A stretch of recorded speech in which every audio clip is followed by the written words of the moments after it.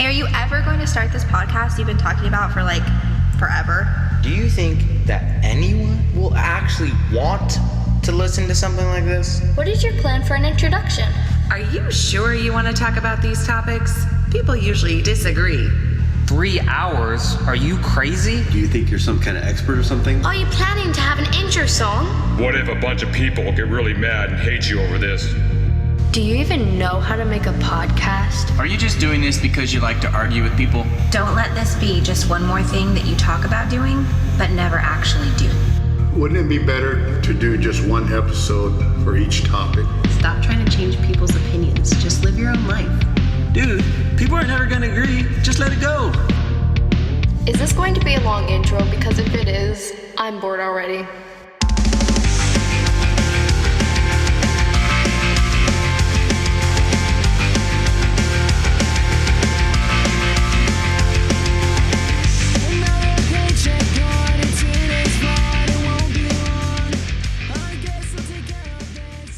Hello. I really appreciate you tuning in for another episode of the Why Can't We Talk About That podcast. It means a lot to me. Okay, look. The rant this week is probably going to ruffle some feathers, but this is a real and serious question I have. Something I have thought about a lot over the years. I understand that this is going to hit home for many people, and some people might even get mad at me. But before you get defensive, please just listen to the points I am making, be honest with yourself, and try to refute the point that I am making. I am open to being wrong here. Just please present a good case.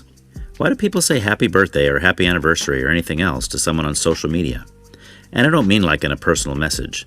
I mean like for everyone to see. Who is this really for? Like when someone posts, "I love my wife" on Facebook or something. Here's an idea. Tell her that. Why are you also telling the rest of us? And look, I understand the whole women like when you make public displays of affection to them. I've heard this argument, and I agree that it's probably true that most women do indeed like this. However, it really makes me wonder why they like this. To me, it seems that they care more that other people know that their man loves them than they do the fact that he does love them. It seems to me that they get more excited by the attention of other people than they do the attention of their significant other. And there's a whole other segment of this involving people that don't even have whatever social media platform they are being praised on. It's more understandable to me that if I post something publicly about another person, I should want them to be on that same social media platform so they can actually see what I have posted about them. As I have already said, I have issues with this in and of itself, but it's even crazier when people do this for someone who doesn't have social media. Like when someone wishes their 5-year-old a happy birthday. Why? Why would you do that? What is the purpose? That 5-year-old will never see that. Or how about people who post a happy birthday to their pets? Dude, what? Even if you showed your pet, they still wouldn't get it. You could drag your dog or cat over to the computer, or just shove the phone screen in their face, and guess what? They have no clue what they're looking at. They don't even know it's their birthday. So again, these are honest wonderings of mine. I know that some of you might be all bristled up at this point. If this is you, you are the exact person that I want to hear from. If you are so passionate about this subject that you are actually upset with me for saying these things, let me hear about it. For reals. Please contact me and explain your side of this issue. I am open to learning. I need to understand this. Thanks. Today my guest is Weston Scott. The first time that I ever saw Weston, it was when he was acting in a play with some friends of mine. Years later, I would actually meet him through a different mutual friend at a Central Coast live read event in which he was the narrator. Getting to know him better during this podcast recording was a lot of fun. Weston was very open and candid about his personal beliefs and his own struggles with God. He is just a really genuine guy, and I think our conversation will touch your soul. Enjoy. Topics discussed in this episode are Halloween Horror Nights, Alan Menken, musicals, filmmaking, M. Night Shyamalan, Joaquin Phoenix, The Never-Ending Story, Star Wars, Beauty and the Beast, horror comedy, The Decemberists, Fountains of Wayne, The Goofy Movie, VeggieTales, Marvel movies, Israel and Palestine, Trusting the News, Universal Truth, posting on social media, God being in control, flat tax, the pros and cons of propositions, the voting age, Las Vegas, growing up in the church, questioning God, is the Bible true, and heaven and hell. Enjoy the conversation. I've been to Universal when Laura turned 18. She's going to be 25 next month. So was that 7 years ago? Yeah. I've been to Universal, but I haven't been to Horror Nights. I know. since like 99. I know. Or something. I've always wanted to go to horror nights. Oh, you've never been? I've never been. I watched all of like the TikTok videos of it like this year where they had it from other years past. Mm-hmm. My mom never wanted to go because when we lived in Buena Park when I was growing up. Oh, right there. Yeah, so we did Not Scary Farm, or where my dad used to, but there was one time where she was at Not Scary Farm where like this one guy in a clown mask just like wouldn't leave her alone, so she famously like hit him with her purse, and she's like, I'm never going back. See, that's exactly why Bethany won't go. Totally. Because they will latch on to people like that. Yeah. Like they never mess with me. I know. I mean, I'm walking through the scare zone at Universal and they're coming up with the chainsaws, rum, rum, rum, like getting in my face and stuff. I'm like, whatever's. Yeah. And they just move on, right? But the girls will go, ah! And they're like running around. They're chasing those girls around the park. I'm like, just don't be such a target. But of course, it's easier said than done for some people, you know. But but it's so much fun. I mean, if you're into that kind of thing. Yeah, I think I'm going to go next year. Like I gotta set up my plan. I gotta see the haunted houses at the. Oh, dude, it's awesome. They have. I mean, I don't know if you're into those kind of shows. See, that's the thing. Like, I didn't even know most of the shows. Yeah. I'm a huge Stranger Things fan, and they had a Stranger Things maze, which was I almost cried in there. It was so emotional. I tell people that I almost cried in there. Were you scared? No, I wasn't scared. I was just emotional. I was like, oh my gosh, like Eleven's like my all-time favorite character of any show of all time. So to see her acting out some of the parts from the show, the like really crazy parts, I was like, oh my gosh, this is awesome. But then they had Last of Us, which is a show I've never seen. But the maze was great. Yeah, like I like that show a lot. It's a show that like I was kind of like zombied out, where it was like zombies like aren't my thing. It's like, everywhere, right? It's like think of something new, you know. But that one, like it like uses the zombies, but then it like moves past it, and it's just kind of like people trying to make their way in like a world. Like zombies feature like way less than you think, right? Which is so strange. It's like a fungus or something, right? Yeah. Okay. Like my son-in-law was explaining to me because he's seen the show. Oh yeah, so. Like a mushroom that like gets into your brain. Yeah, which is a really cool idea. It was, and it was one of the better mazes, I think. Even though I knew nothing about the story. The only other one that I knew was Chucky, but that's like the one maze we didn't get to go in because we just ran out of time. But all the other ones, I was like, I don't even know what this is. Evil Dead. I know the old Evil Dead movies from like the 80s, but I don't know the new one. That one was great. Yeah, I just saw the new Evil Dead. Okay, like they've really like ramped it up from like the Bruce Campbell days, where it was like kind of funny, kind of scary. Right. Well, it was the Army of Darkness. Oh yeah, that's just one, pure right? comedy. It's supposed to be, right? Yeah. This is my boomstick. Yeah. I just saw Evil Dead the musical at Santa Maria Civic Theater. Really? Last night. I had a great time. I sat in the splatter zone. Okay. So they like sprayed blood on us when he's like cutting off like his hand and stuff. Okay, so that's the one that's right in the middle of town, right? Yeah. It's across from Rancho Bowl over there? Yeah, like exactly there. We've been there, but just for kids shows. I didn't know they did adult ones. Yeah, every once in a while they'll like, I think they have like a main stage season of like some adult shows. They're getting like more into like Evil Dead, kind of like the nighttime like cool stuff every once in a while. Okay. But that was fun. I closed this today, but I got blood like in the back of my head and like my ear. Yeah. Like, I had one friend at the very end when he's like killing all of like the Deadites. Yeah. Like people would come with like literal ketchup bottles of just like like sprayed in people's faces in the splatter zone. That's awesome. It was a good time. Oh man. Well, yeah. So we did. So you know the Waterworld show. Yes. So they've turned that into the Purge. Oh man. For horror nights, right? So we were watching the show, and I had no idea what it took. I've never even seen the Purge. I know the concept of the movie, but I've never seen it. But I had no idea it was going to be that brutal. Oh yeah. Like they had like whatever the blood bags or whatever, where it's like every time they'd slit someone's throat, it would just go. It was just blood everywhere. I was like, oh my gosh, this is nuts. I love the Purge movies. Okay. Like those are so. My dad was really big into horror movies, and he and I watched a bunch of them. Okay. And he and I saw the first two together. And so the Purge one, like the idea. The first one is like upper middle class family who like is able to like have security systems. Mm-hmm. But all the other movies are about people who can't afford the security systems and just have to kind of like fend for themselves, like on Purge night. Now it's just like one day of the year there's no law. Yeah, until the later ones where they're like, what if it's all the time? Okay. Which kind of defeats the purpose. Yeah. Wow. I mean, that's a scary concept, though. I remember what I was reading about. I was like, dude, that's like... It means you can kill whoever you want and not get charged for it. And so I used to do comedy down in LA, and one of my favorite shows I saw at Upright Citizens Brigade was called Seinfeld The Purge. And it was just like an episode of Seinfeld with what all of them were doing on Purge night. Oh, how so funny. Jerry like is staying home because his girlfriend doesn't believe in the Purge, and he's trying to believe he doesn't either to like impress this girl. Elaine is trying to break up with her boyfriend by killing him. Nice.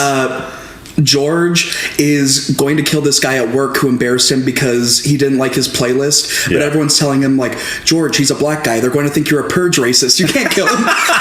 And then this was in 2014 when New York outlawed big sodas. Okay. So Kramer's plan for Purge Night was just to sell big sodas. Nice. Just trying to That's make awesome. It was a great show. Now, this is just like a comedy club you go to? Yeah, it was like a comedy school that also had like a lot of shows. It just it recently closed because of the pandemic and some other financial things. It might have reopened. I'm not exactly sure. Okay. But that's where like Amy Poehler, Amy Poehler founded it, and then Matt Walsh, and then they've had a lot of like up and coming comedy people come through. Matt Walsh, the comedian, not the political commentator. Yeah. What if it was the political commentator? Yeah. I was like, I mean, I think he's funny, but not that kind of funny. That's awesome. Wow, that's cool, man. All right, well, hey, this is gonna be fun. Yeah, this is gonna be. I know we've hung out before, but not really like talked a whole bunch about, especially about this kind of thing. So totally. So I usually start with music. So you said you were the most nervous about the music part. Like I am famously so bad at music. So like I grew up. I really mostly listen to show tunes. It's like most of what I'm into. Right. That doesn't surprise me from what I know of you. Right. Like you do that. Right. Yeah. Yeah. I mostly write musicals. Okay. For like my artistic thing, I write lyrics for them. Okay. But whenever people are like, "Who are your favorite artists?" I'm like, Alan Menken. Okay. Like Stephen Sondheim. Nice. So that's like really the world I live in. Okay. But also like more broadly, like I love when songs tell stories. Okay. Like I am like a big story person.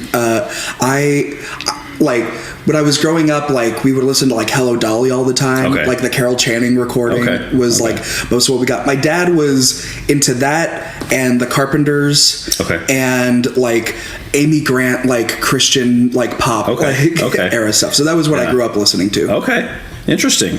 I know. And I never really, like, I've definitely branched in, like, musical theater. Like, I think, like, the vast knowledge of that, like, I'm very, like, well-versed in. Yeah. But I never, like, really branched too far from, like, that genre. Now, do you think the reason you're so into, like, things like show tunes is because you're so involved in that industry and you kind of see the whole putting together of a show and, like... Like, I think it started out that way, and now I'm actually, like, really irritated every time I listen to musicals. Really? Like, now I've, like, reached, like a saturation point where I'm like, a show really has to go far to like impress me or do something I've never heard before.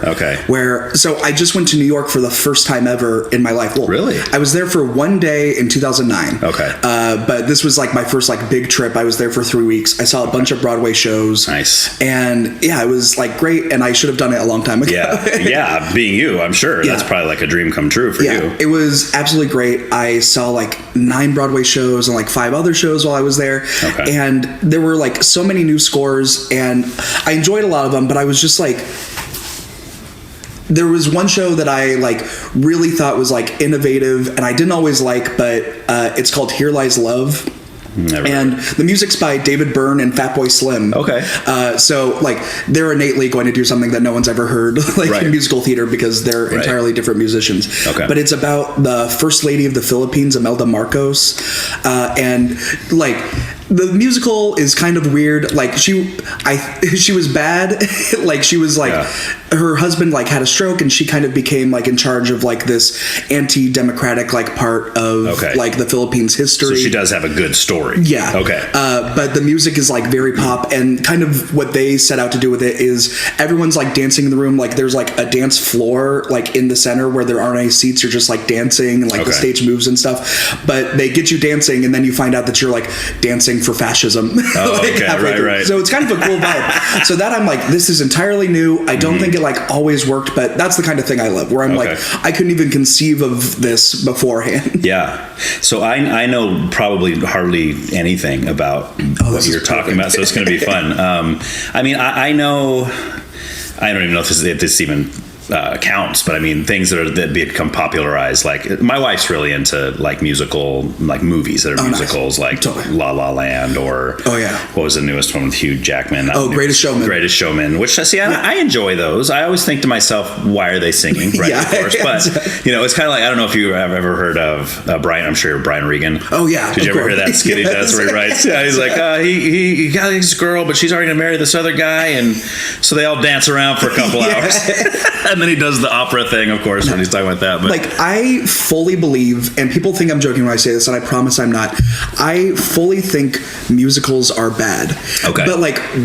But they're supposed to be bad, and then there are these magical moments where they're good, and you forget that they're supposed to be bad. Where it's like 20 people all tap dancing at the same time should be bad, but it's like in that magical moment when they're all doing it and the orchestra's there and everyone's like dazzling you. It's like, wow, like that's the magic of theater. Yeah. Oh, sure. We all believe like nothing about it should work. Yeah. It like is already so wild. Right. But it's neat when it does, right? Because it's like this machine that's working, but every single cog in that machine has to perform perfectly in order for it all to work together. Yeah, like from the lighting person to like the set person to the costume person. It's like when it works and when it's on fire, it's really incredible. Right.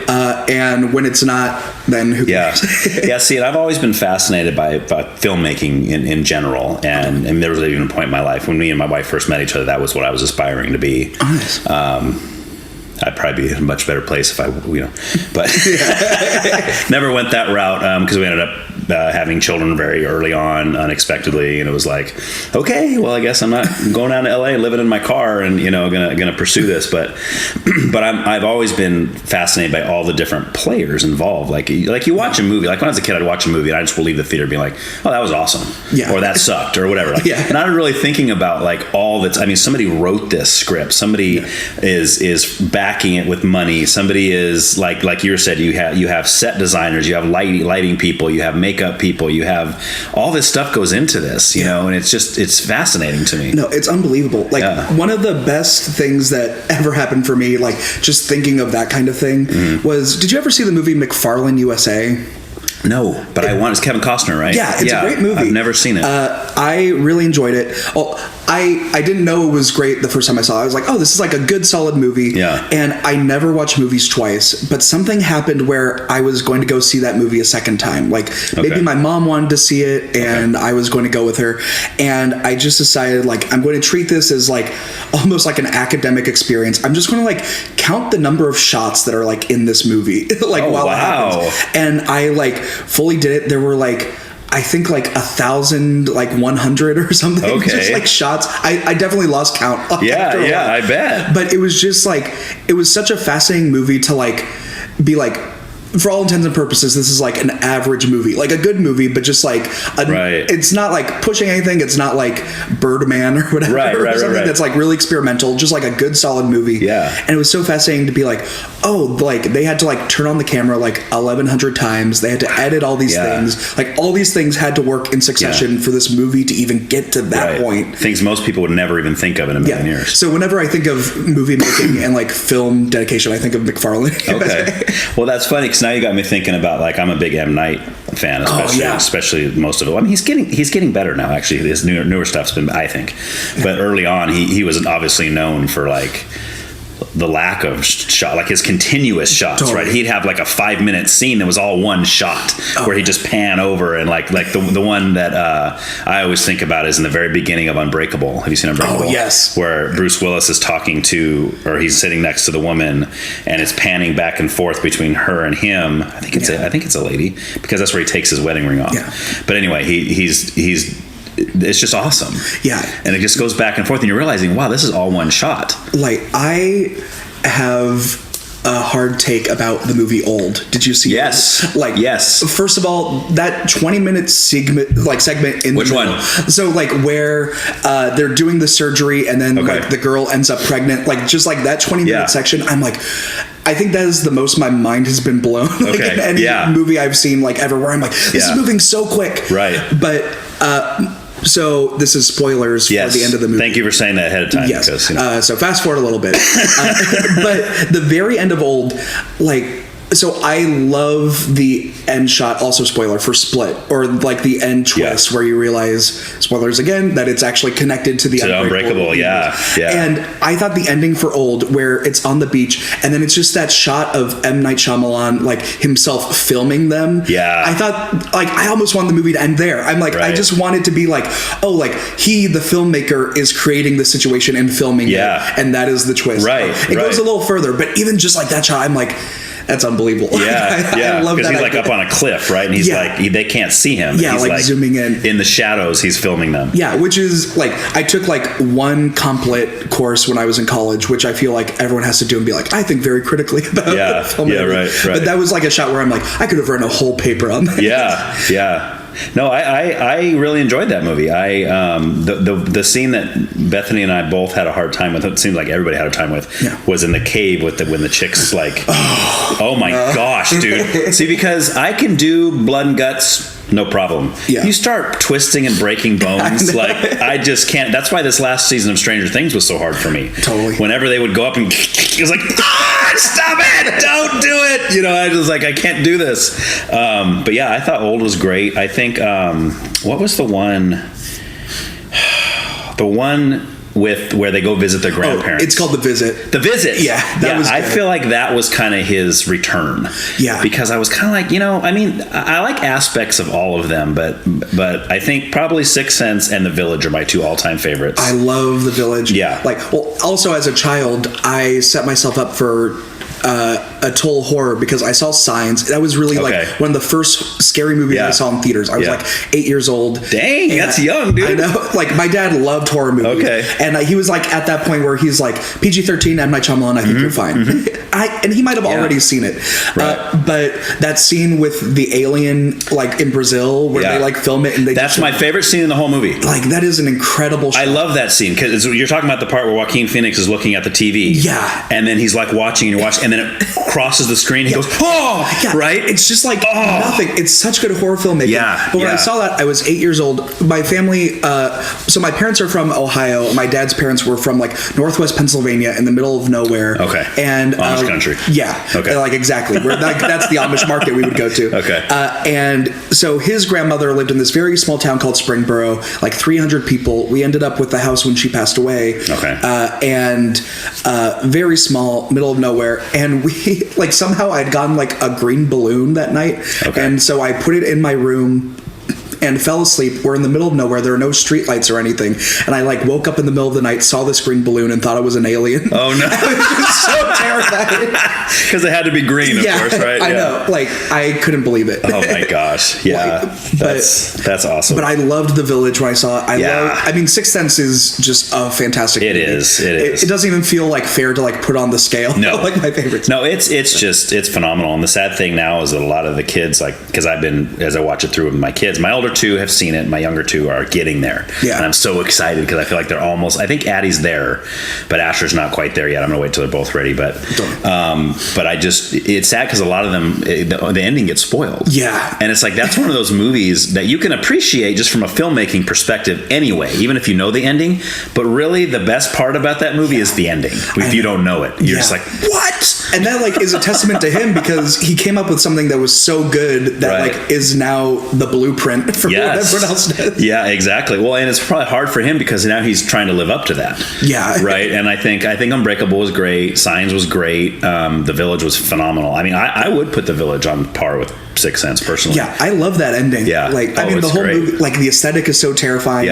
Yeah. Like, I'm not a huge Joaquin Phoenix guy. I know that a lot of people really love him as an actor. I'm not a huge fan of his, but I love him in that movie. Yeah. I love his character and what they did with him. It's just awesome. Yeah. When Joaquin Phoenix is good, he is like great. Mm-hmm. And then I didn't care for Joker so much. I know people. I still haven't seen that. Like, I need to. Like, I think he is like good. I think the movie, I wanted to go like one level deeper, a little bit, but but also like other people love it, and I do think it's like a good movie. Yeah. But the one movie that I love Joaquin Phoenix in is The Master.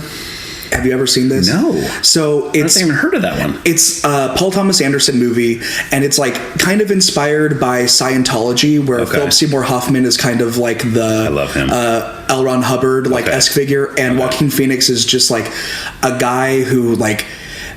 I'm like, he's not like a bad dude, but it's just like he has like a lot going on. He has like maybe mental issues. He might have been in like prison for a while, and he's just like really dissatisfied with his life. Okay. And this L. Ron Hubbard-esque figure like finds him and kind of like grooms him to be like not his right-hand man, but just like someone who's like always with him, and they like have this friendship. Okay. And so he has like kind of this outsider perspective, but there is one incredible scene. Like, even if you don't watch the movie, it's like the beginning of like the brainwashing or whatever, where Philip Seymour Hoffman is like, I'm going to ask you questions and you can't blink. If you blink, we start over.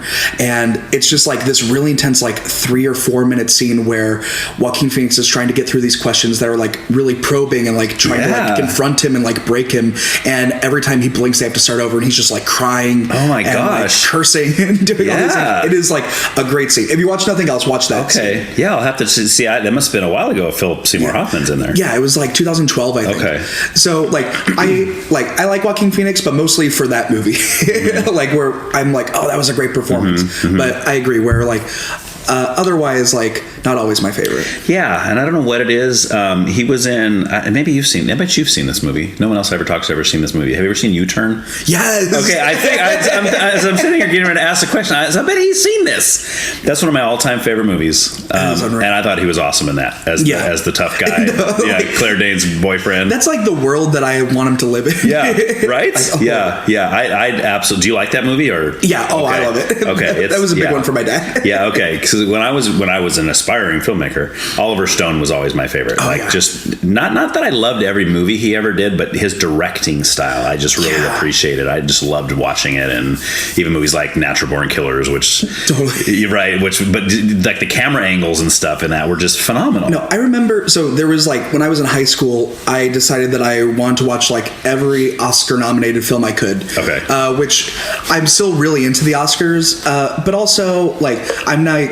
Now that I'm older, I'm like they don't matter. Like the best movies never get nominated. Want some more? Oh yes, please. Right. This was really great. Thank you. Yeah, no problem. But I remember watching Born on the 4th of July. Okay. And thinking that I wouldn't care for it, but just like the quality of filmmaking. Right. And also like that was the first time I was like, oh, Tom Cruise is a good actor. Right. Yeah. When he wants to be. Yeah. See, he's one of those ones that I try to stay out of what he's doing in his personal life because I think he comes off like a jerk most of the time. But he is a phenomenal actor. You can't get around that. And like a movie like Top Gun Maverick, where it's just like, which I still haven't seen. Like that one, like people talk about like that golden age of like filmmaking and like a good old fashioned movie, and sometimes I want that, sometimes I don't. But that movie is just like, wow, like we're all eating popcorn and we're all in the theater, and he's flying so fast. Yeah, we just gotta enjoy it. Yeah, I think the reason I wasn't so quick to go see that, and I still haven't seen it, is because I wasn't one of most of the guys my age grew up watching the first one. Oh yeah, and it was their favorite movie of all time. It's like I saw it growing up, but I was never really into that kind of stuff. I was more in like the fantasy movies. Like we talk about Tom Cruise, Legend. Oh yeah, that was a movie I loved growing up. I watched that. I loved Willow when I was growing up. Like these were the movies that I was into. Never-ending Story, like things like that, right? But I wasn't really into like the tough guy, like he's flying a plane. It's like it's like whatever. Yeah, I had never seen the other Top Gun until the night before I saw Top Gun Maverick. Oh, nice. So I like Top Gun Maverick more than Top Gun. Okay, yeah, like, it's probably a little better production quality, I imagine. Yeah. But like Never-ending Story, my friends and I would always do like the you have to fly away. Yeah. Our luck dragon. Yeah, dude, have you seen that as a adult? No, I've not. I should go back and watch it because it hit me in a way that like you notice things you don't notice as a kid. That movie is so symbolic of so many things, and I was sitting there watching with my kids. I'm like fighting back emotion. Like when I watched it as a kid, I just thought it was cool. Yeah, I was like, oh, this is cool. This flying dragon and this guy and he's riding the of course everybody remembers the Artax scene is like that was emotional. But I mean, like this time around as an adult, I'm like, oh my gosh, this is like touching on childhood and growing up and like and oh dude, it was just it's so good. Like those movies, like I feel like effects are getting too good to the point where they don't matter anymore. Right. Where it's just like there's something that's so delicious about like that form of filmmaking where it's like I wouldn't call everything perfect and it like wasn't trying to be, but it was just like I don't know, it feels like tangible to me, like some of the effects they do in there, just like they look so strange. I'm really into them. Yeah. Like now it's like I feel like every movie mostly looks the same with like some exceptions where they like really like try to fine tune it. But I love like the real sets, like real like puppets to do the stuff like Labyrinth and stuff. Okay. Where they have like the Jim Henson Company. Or like, Dark Crystal. Oh yeah. Like all that. Yeah, there's a scene and it's funny you mentioned that. You said Labyrinth reminded me of Dark Crystal. Yeah. But when you were just talking about effects and we were talking about like Never-ending Story and stuff, but there's a scene in Dark Crystal where Jen's the boy. What Kira? Oh yeah. Where she's the one that has the dog, right? Yeah. It's like the little fuzzball. Well, there's a scene where they're up on that whatever that horse thing. It's not a horse, but it's their version of a horse that they're riding on, and they call the dog up, and the dog supposedly jumps up onto the saddle with them, and you can tell it looks like somebody just picked the puppet up and threw it up there. Like, it's so obvious, and every time I see it, I just laugh my head off. I'm like, oh my gosh, so funny, man. Well, even like going back to like Phantom Menace, which I just rewatched like pretty recently, like which was like the like apex of filmmaking and special effects at the time. There's some things they do where it's like, oh, come on. Yeah, right. Yeah, it's just obvious, right? Yeah. Are you a Star Wars person, or? I am more Star Wars than Star Trek, but I wouldn't say that I'm like I'm not going to like die on the hill of the me either. Like, I like them, but I mean, I've met people, I work with people that are just die hard. Yeah, and who have like such opinions about every movie. And it's like, there are ones I like more than other ones, but it's just like, at the end of the day, I'm like, I'm just having a good time. Yeah. I mean, everybody knows Jar Jar Binks is the best character of all time. I don't know how, you know. I just listened to this podcast, which is called The Redemption of Jar Jar Binks. Oh, really? Which is like a fascinating listen. Like, I don't think it fully redeemed Jar Jar, but it's like mostly talking about how Ahmed Best like created the character. And is that like, the voice actor? Yeah. Yeah, because he was getting like death threats and stuff, right? Wasn't he suicidal for a while? I was reading about that. Yeah, it like talks all about that and kind of like how like the culture has like reclaimed it a little bit. Like since, which is really interesting. And it's like, I feel like awful for his journey where he was like a 20-year-old guy who like thought that his like life and career was about to take off. And then like, and it's like, whatever is wrong with Jar Jar, it's like, it's not him. It's like, exactly. It's like, you're just voicing a character. Like, what, you know, you're even the lines you're reading are not the lines you made up. I'm assuming they're the lines that the writers wrote for him to say, you know. And it's like George Lucas like had a great vision like for one movie, and then decided to do some other stuff, But, and I know the biggest critique of the newest, maybe not the newest at this point, but the new trilogy, right? Was it 7, 8, and 9? That it's just the same retelling. But the fascinating thing to me, and again, I'm not coming from the diehard Star Wars fan people, but those people loved episode 7 when it came out. And I think that's why, because and it's the same reason they all hated 1, 2, and 3, because like, this is not what I grew up with. I want something like 4, 5, and 6. This is what I so J.J. Abrams, I believe, is who did episode 7. He's like, okay. It's like, here you are. And that's what he set out to do. He's like, all right, I'm going to basically recreate episode 4. And I'm going to change the characters around a little bit and some of the storyline, but I mean, it's pretty much the same story. And the fans were like, yes, this is what we were hoping for with episode 1. This is you know. But then other people that weren't like that are like, we've already seen this. Like this. So the boy character's now a girl. Same story, right? You know, but like the whole thing. It's like people act like it's about anything other than money, which I think is funny. Like, like that they have some like obligation to us as story makers, where it's like they have obligation to the people who fund it. But also, like, I think Star Wars uniquely will always exist in this weird nostalgia place for everyone. Where it was like such a moment. Like, we are like constantly remembering like how great we always thought it was. And like young people now like are talking about even episodes 1, 2, and 3. Like there was some like great feat of cinema. Okay. It's funny. Right? It's interesting because I know for my generation it was, I mean, I saw Return of the Jedi in the theater when it came out, and I think it was like 1980. Was that 83, 84 or something like that, I think? Because when the first one came out, I wasn't even born yet. I think the first one was 75, 76. I was born 78. So I was like 5, 6 years old when I saw Return of the Jedi. So, of course, that's going to have a nostalgic feel for me. But, I mean, like, it's amazing that all these younger generations are still, like, I mean, how old are you? You're what? I'm 30. 30. Almost 31. Almost 31, okay. So you when you were a kid, it was probably 1, 2, and 3. That were I remember seeing out. 1, 2, and 3 in the theaters. And they were big deals. Right. Of course. And now, had you already seen 4, 5, and 6 when you went to the theater? Okay. Like when I was like, I remember like going to the video rental store and my dad being like, today's the day. Oh yeah. Like, today's the day you become a man. Like I think I was like 5 years old. It was just like watching like, and I loved them, of course. Like how can you not love like the first one? Well, yeah, but that's what's kind of disappointing for me as a dad now, raising the kids and just showing them a lot of times showing them movies that just mean so much to me from when I was growing up, and they're like, oh, Dad, this is just ridiculous. Never Ending Story is a perfect example. Totally. Like I'm sitting there reliving this movie, and I'm like, not only reliving it, but I'm getting so much more out of it. And then I ask kids, what'd you think? No. What? That's one of the greatest movies of all time. And you say, No, seriously? That was my dad showing me Davy and Goliath. Yeah. The little claymation thing. Yeah. Nice. I'm just like, what is this? Like, luckily for him, like so my dad loved like old bad horror movies. Like he was like big into Elvira, where she would just show like the worst movies of all time and comment them. So a lot of his favorite movies were just like these old, like either good or bad horror movies. He was also the youngest of three sisters, or like he had three sisters and he was the youngest child. So he always had to chaperone them on their dates.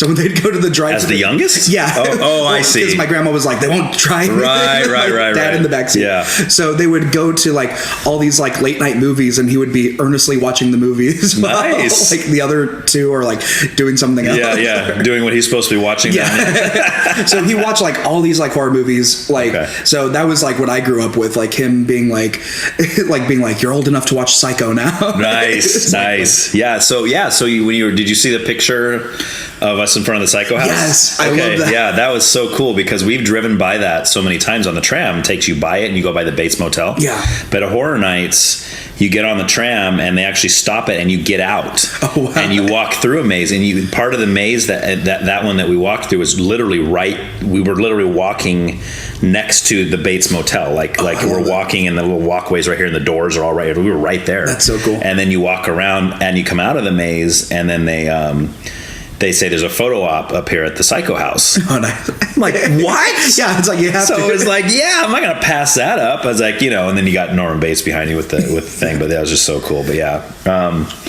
so this is, I mean, movies is cool too. Yeah. But real quick, let's let's go back to a little bit of this here real quick. So you say like we're talking about show tunes, we're talking about musicals. Yeah.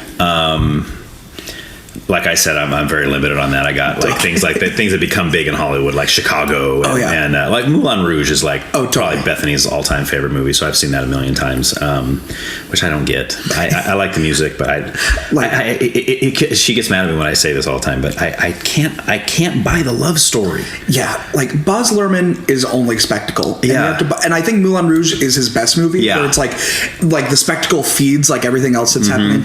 But I agree that it's so quick. Yeah. It moves in such a strange way. Yeah, and it's just, I guess I'm trying to connect with like Ewan McGregor's character, and I'm like, I do not see myself visiting a whorehouse and falling instantly in love with a prostitute. Like I just don't, I mean, I'm not gonna say it can't happen, but I'm like, but she sings the most incredible song. Right, exactly. I mean, it's like you fall in love. Oh, we'll see you later. You're gonna be with 12 other guys before the next time I see you. But hey, I guess we'll keep it like what? And then you're going to get consumption and die. Right.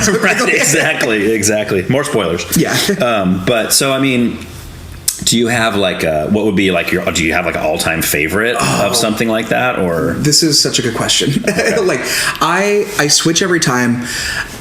So this is my answer today. I do think the best movie musical of all time is the original animated Beauty and the Beast. Okay. Where like if you just really think about like I truly think that film is like incredibly innovative, where it fully like redefines what a musical can be, and it's a movie where like it came at a time when Broadway was like a bit in a slump, right? And like they weren't really churning out like good new musicals. They were really like in the world of reviews, right? Like musical reviews of like artists where they have like Ain't Misbehavin', and they're getting into jukebox musicals, which I don't care for. I think they're cheap. What does that even mean? I don't even know what that means. So like a jukebox musical is like Mamma Mia, where it's like all the music of one artist. I've seen that one. Yeah, and I have a very funny Mamma Mia story.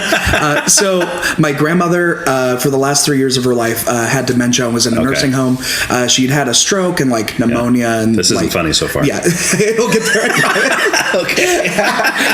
But we had her 80th birthday at the nursing home because she turned 80 during that time, and my dad and my aunts were like meeting with the people in charge of the nursing home for a bit, and they were showing Mamma Mia in like the room, like the living room area where everyone could watch things. Okay. And so the rest of the family's like in there with my grandma, and the movie's on, and she seems like interested in it, and at some point I'm like, Grandma, are you enjoying the movie? And she's like, no.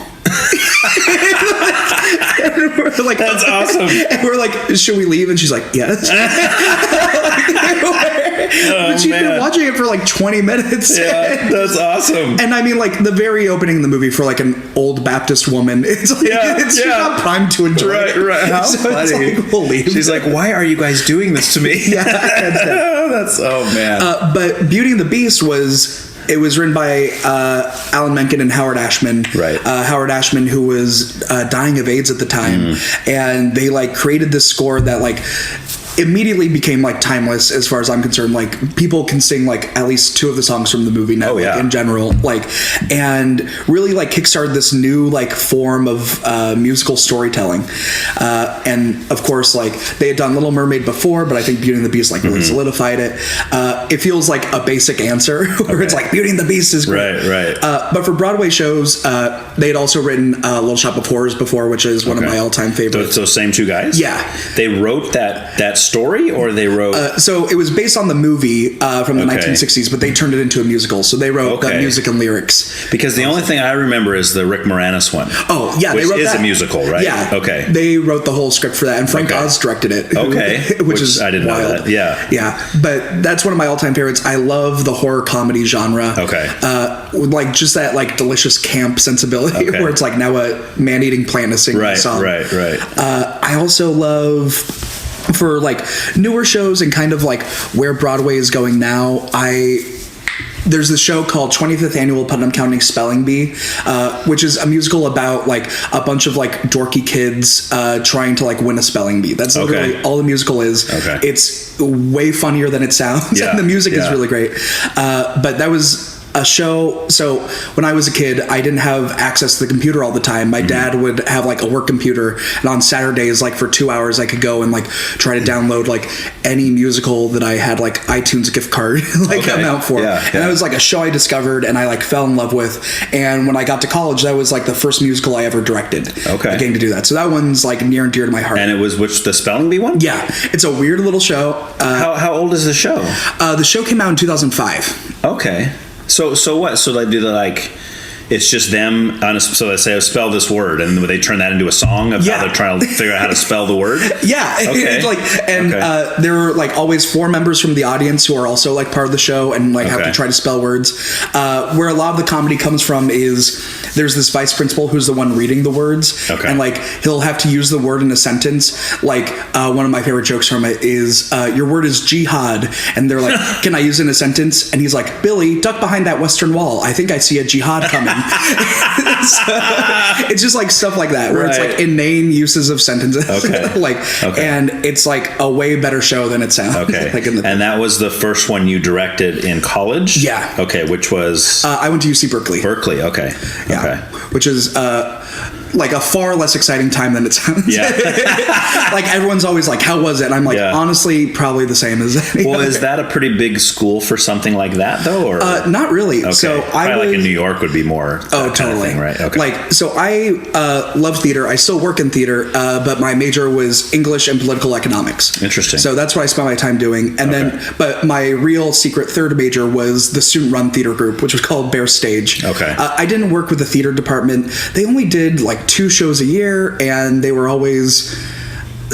just things I didn't want to do. I knew that I loved musicals. I knew that I loved comedy, and they would do like a gritty R town. It was like kind of their vibe, and I'm like, this is great. If you want to do that, that's not for me.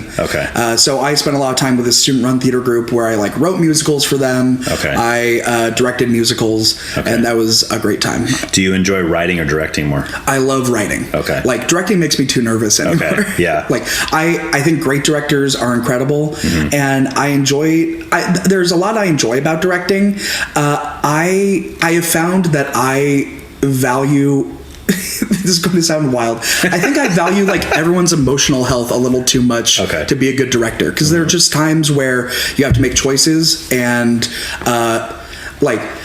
It's not like the hurting feelings aspect that I like mind, but it's like I really value like everyone's input, and I want to hear what people have to say, and I don't want to be like the one who like stifles someone from getting what they want out of a project. And you have to do that. Like that is just like a number one thing of being a director. So I love writing, where it's like if I wrote something and someone signed on, then they know exactly what it'll be, and someone else can make the decisions afterwards. So how many of each have you done so far in your life, like as far as writing and directing? Do you always write what you direct and vice versa, or not always? I'm actually just about to do both at the same time for the first time. Oh, okay. For a project that I'm working on. Actually, right after this, I'm going to a read through of a new piece I'm working on with Tyler, who you know. Okay. And then also our friend Heather, where it's going to be like a segment of Crime and Punishment. Okay. That we're working on. So that'll be the first time. But directing, I used to direct a lot more. I probably directed at least 10 shows, and then I actually did a directing internship at PCPA. Okay. So I got like experience there, and it was super great.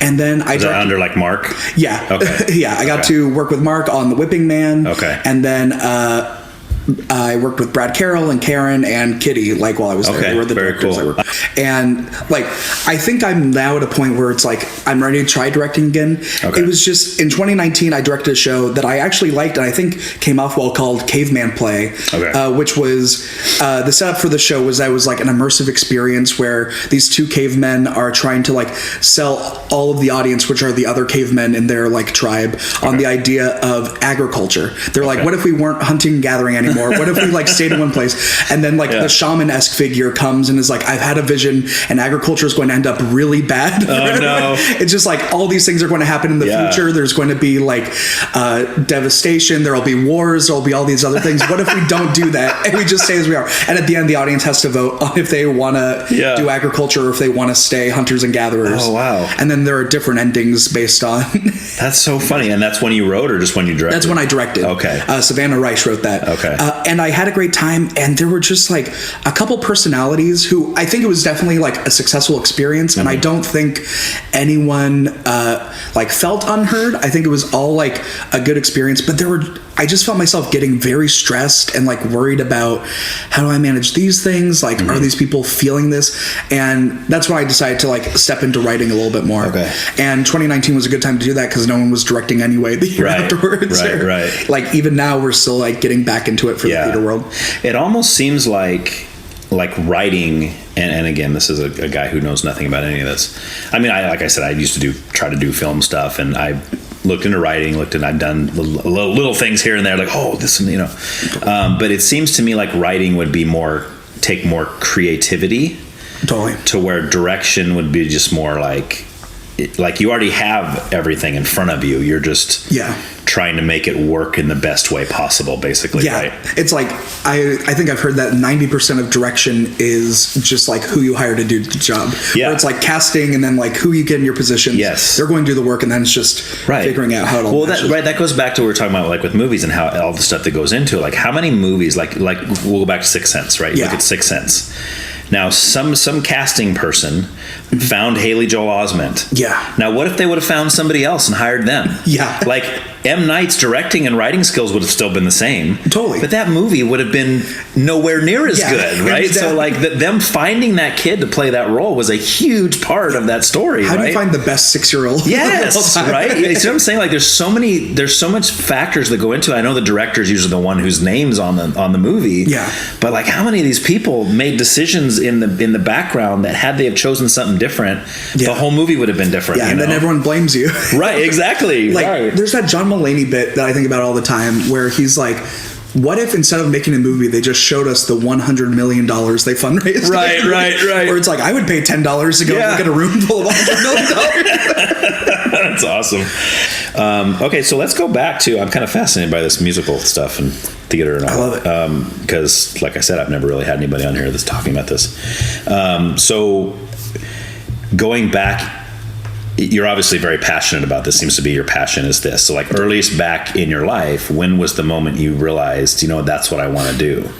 Was it pretty early, or was it? It was probably when I was like 10 years old, and my mom found an ad for like a local community theater. This is when we lived in Buena Park, so it was Buena Park Youth Theater, to do The Music Man. And then I auditioned for that show. I really liked it, and I just kind of never looked back. Where I don't remember, here's the story that I tell my students all the time that I think it was like the first time theater like cost me something a little bit, but we were on the stage, and the way the stage was set up was really strange. So we performed at Buena Park High School, and they have one main stage that's like big, like you would traditionally think, and then they have like two wings on the side that also have curtains. And the beginning of the Music Man is like all the salesmen on the train doing this thing, and that was on this one side stage.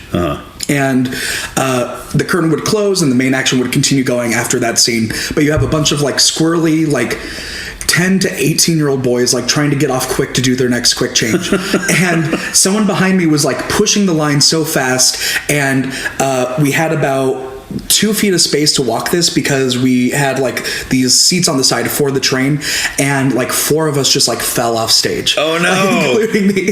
And did you get hurt? I think my pride was more hurt. We probably fell like off like 4 feet of stage. Okay. Like I landed on like a bigger kid than me. Okay. Which when I was 10 was possible. Yeah, you broke your fall. Yeah. That was nice. But like I just remember like army crawling back onto the stage under the curtain, running all the way around the theater to make my next entrance, which I like did, and I'm like sobbing just because I'm like, oh no, but it's like I made it.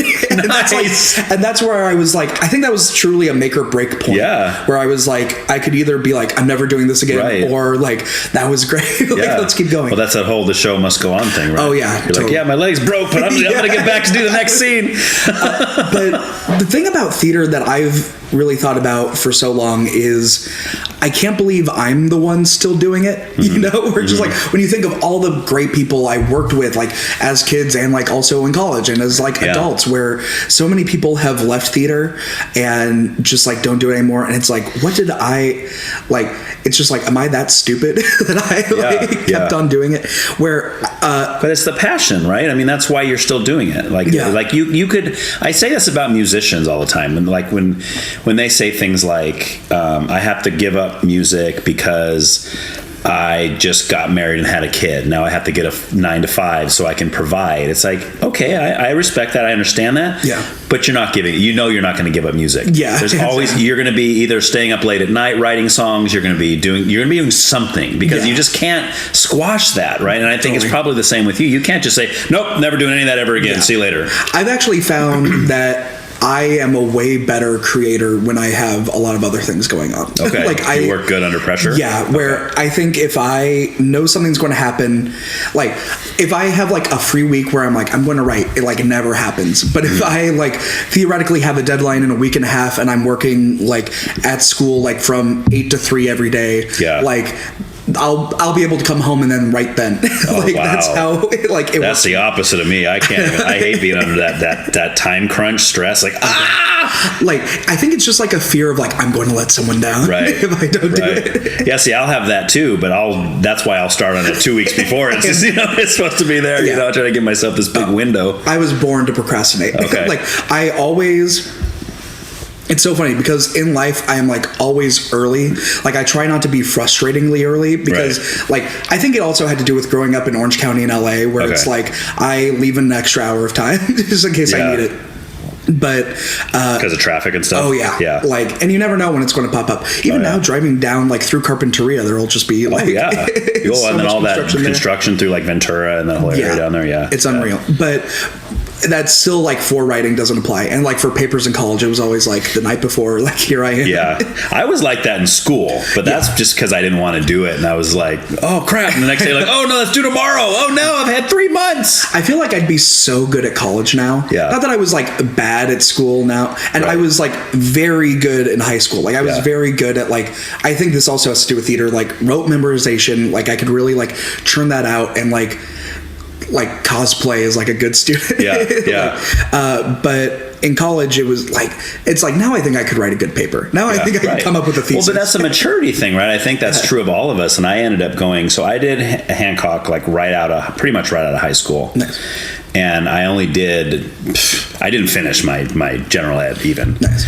And but then I went back probably, maybe 10 years ago now, I guess, which was a whole new experience, right? Because now I'm like this 30-something-year-old dude in this class full of kids that just got out of high school, right? And I think in each of my classes there was another guy my age or older than me, which made it a little more bearable. But it was interesting because like in high school, I didn't get good grades, like at all. Like it wasn't because I was stupid. It's because I didn't care. I was like, I don't want to do that.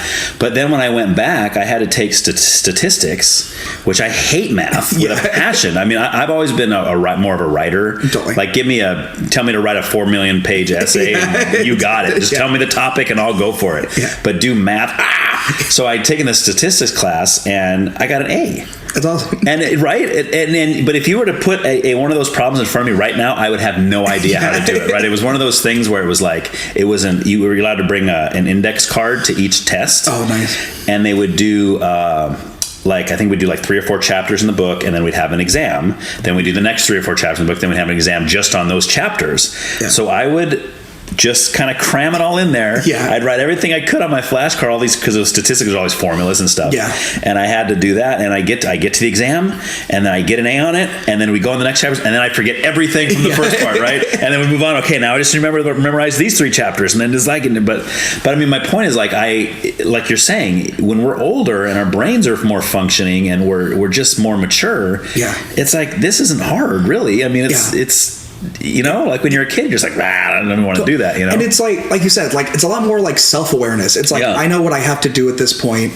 And I think if I went back to school, I would everyone always talks about are you going to go get your MFA? And I'm like, I don't think it would do anything. Yeah. I'd get in playwriting or something. Yeah. At that point, it looked good next to your name. Yeah. And I'd pay $90,000. Right. That looks good next to my name. Exactly. But it's I think I would be able to have the awareness, or I hope I would, that I'm still me without doing well in school. I think that was a big thing for me, where I felt like I had so much writing on it, and I wasn't interested in learning. I was interested in doing well. Okay. And I now thinking about what I want to learn and going back, I'd be if I don't do well in this class, that would be okay, because now I have awareness about what I actually want from it. Okay. Or just to get the information, spend some time enjoying reading and talking about stuff. So you were always a pretty good student? Yeah. Okay.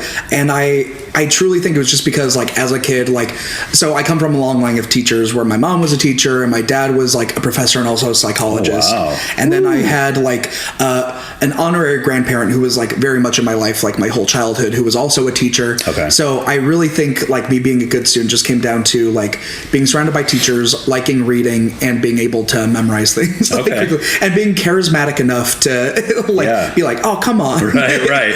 I definitely this is I'm not embarrassed about this, but this is looking back on it, I'm you cocky so-and-so. Yeah. How did you get away with this? Where my junior year, I never wrote any of the journals for my English class. Okay. But I would be in discussion every day, and I did the reading. I would just talk about it. I found it so excruciating to have to write a full page. My handwriting was slow. Mm-hmm.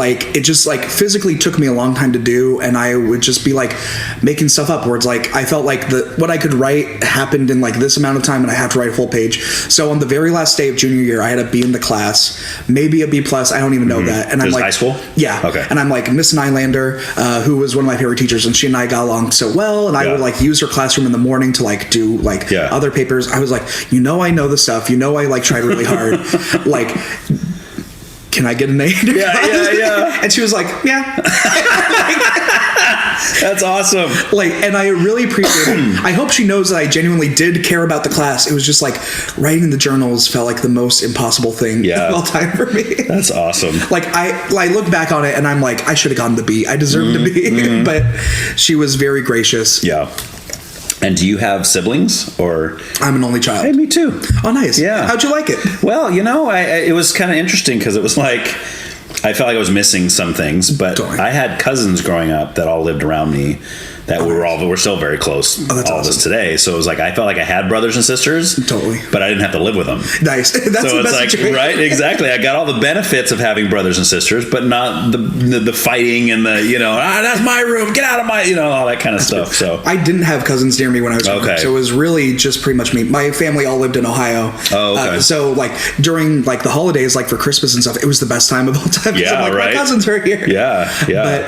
But how I feel that I'm missing out now was when my dad passed away, and it was just me and my mom out here. I'm when my mom passes away, which hopefully won't be for a very long time, it's just going to be me. There's going to be no one else to help shoulder it in a way. Like now I have a cousin who lives out in California who we're really close with. Okay. And he was always one of my favorite cousins growing up anyway, so it's like a great situation. So it's not like I'll be like fully isolated, but like I liked it growing up, and now I'm like, oh, it'd be that's what would be nice about a sibling. Like if we could like help shoulder this like a little more. Yeah. And it's interesting having, when we went to have our own kids, because my wife is one of 6. Oh, wow. So she comes from a pretty big family. And I can't remember how we even got talking about like how many kids do we want, all this kind of stuff, because I'm like, I don't know what it's like to have more than one. Like totally. I was just me, like, you know, I don't even know what it's like to have brothers and sisters, but she's like, and she was the second of 6, so she was very kind of the motherly figure to her younger, you know, so it's like she's been great at it from day one, you know. In fact, her youngest brother I think was 4 when I first met Bethany. Yeah, so I've known him since he was like 4, and now he's married, he's got his own baby and everything else. That's so cool.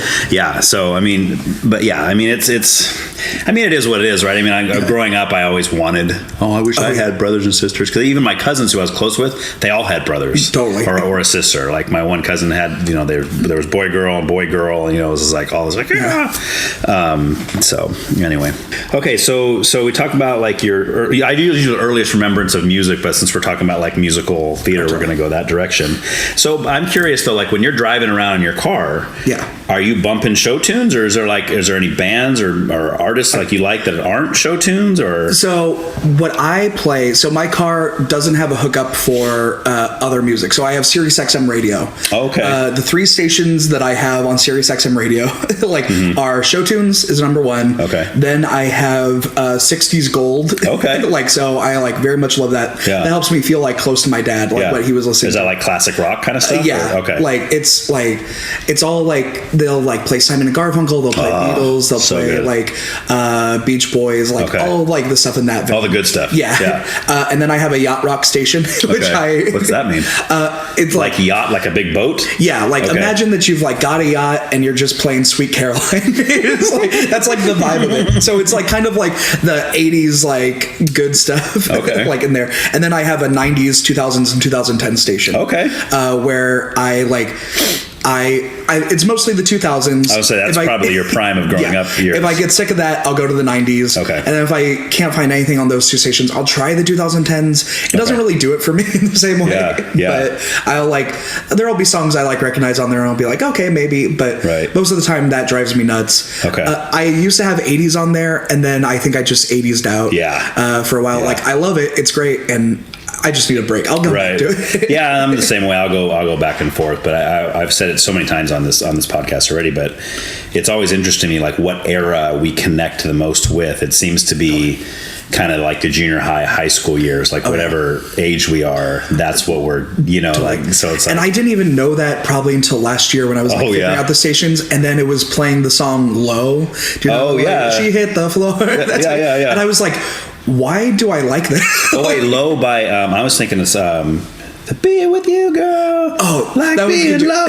Who's that? That's Cracker? Yeah, I think so. Okay. That sounds right. Cracker? Is that the name of that band? I do not know who sang the one I'm talking about, but this is the one that's like apple bottom jeans, boots with the fur.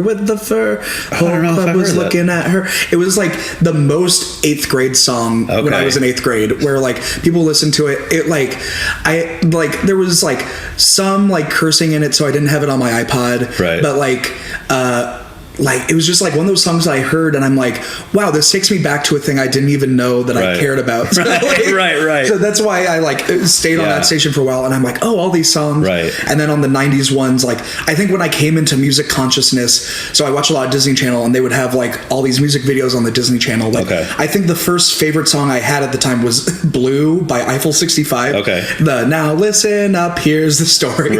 Which is not a thing to be proud of. But it was like, sure it is. But like Kiss Me by Sixpence None the Richer, like that vibe. That's like the era of 90s. So it's like 98 to like 2008 for me are like the years where I'm like, if I hear those songs, I'm like, I remember where I was. Like, see, and that's the thing. Like you relate it to a specific moment almost sometimes, and it's awesome. I love that. And then anything from 2011 or like it was like 2011 to 2012. That's when I worked in the dining commons on campus, and they would just be like blasting like Bruno Mars like, in the morning. So I think Bruno Mars is incredible, and I just like don't care so much for his music just because I heard it so much, like while washing dishes. To me, he's kind of like the modern day Michael Jackson almost. Oh, like totally. Right? Sounds a lot. I mean, I don't know a lot of his stuff. I just know like he's got a great voice, and his songs are good. And I just like never fully got into him. I saw something a while back where it showed him on some talk show when he was like a little kid. Did you see that too? Like I don't know how. I don't remember. I remember I read about it, and it was explaining why he was on there to begin with, and I don't remember why. Like he was an aspiring dancer. That's what it was.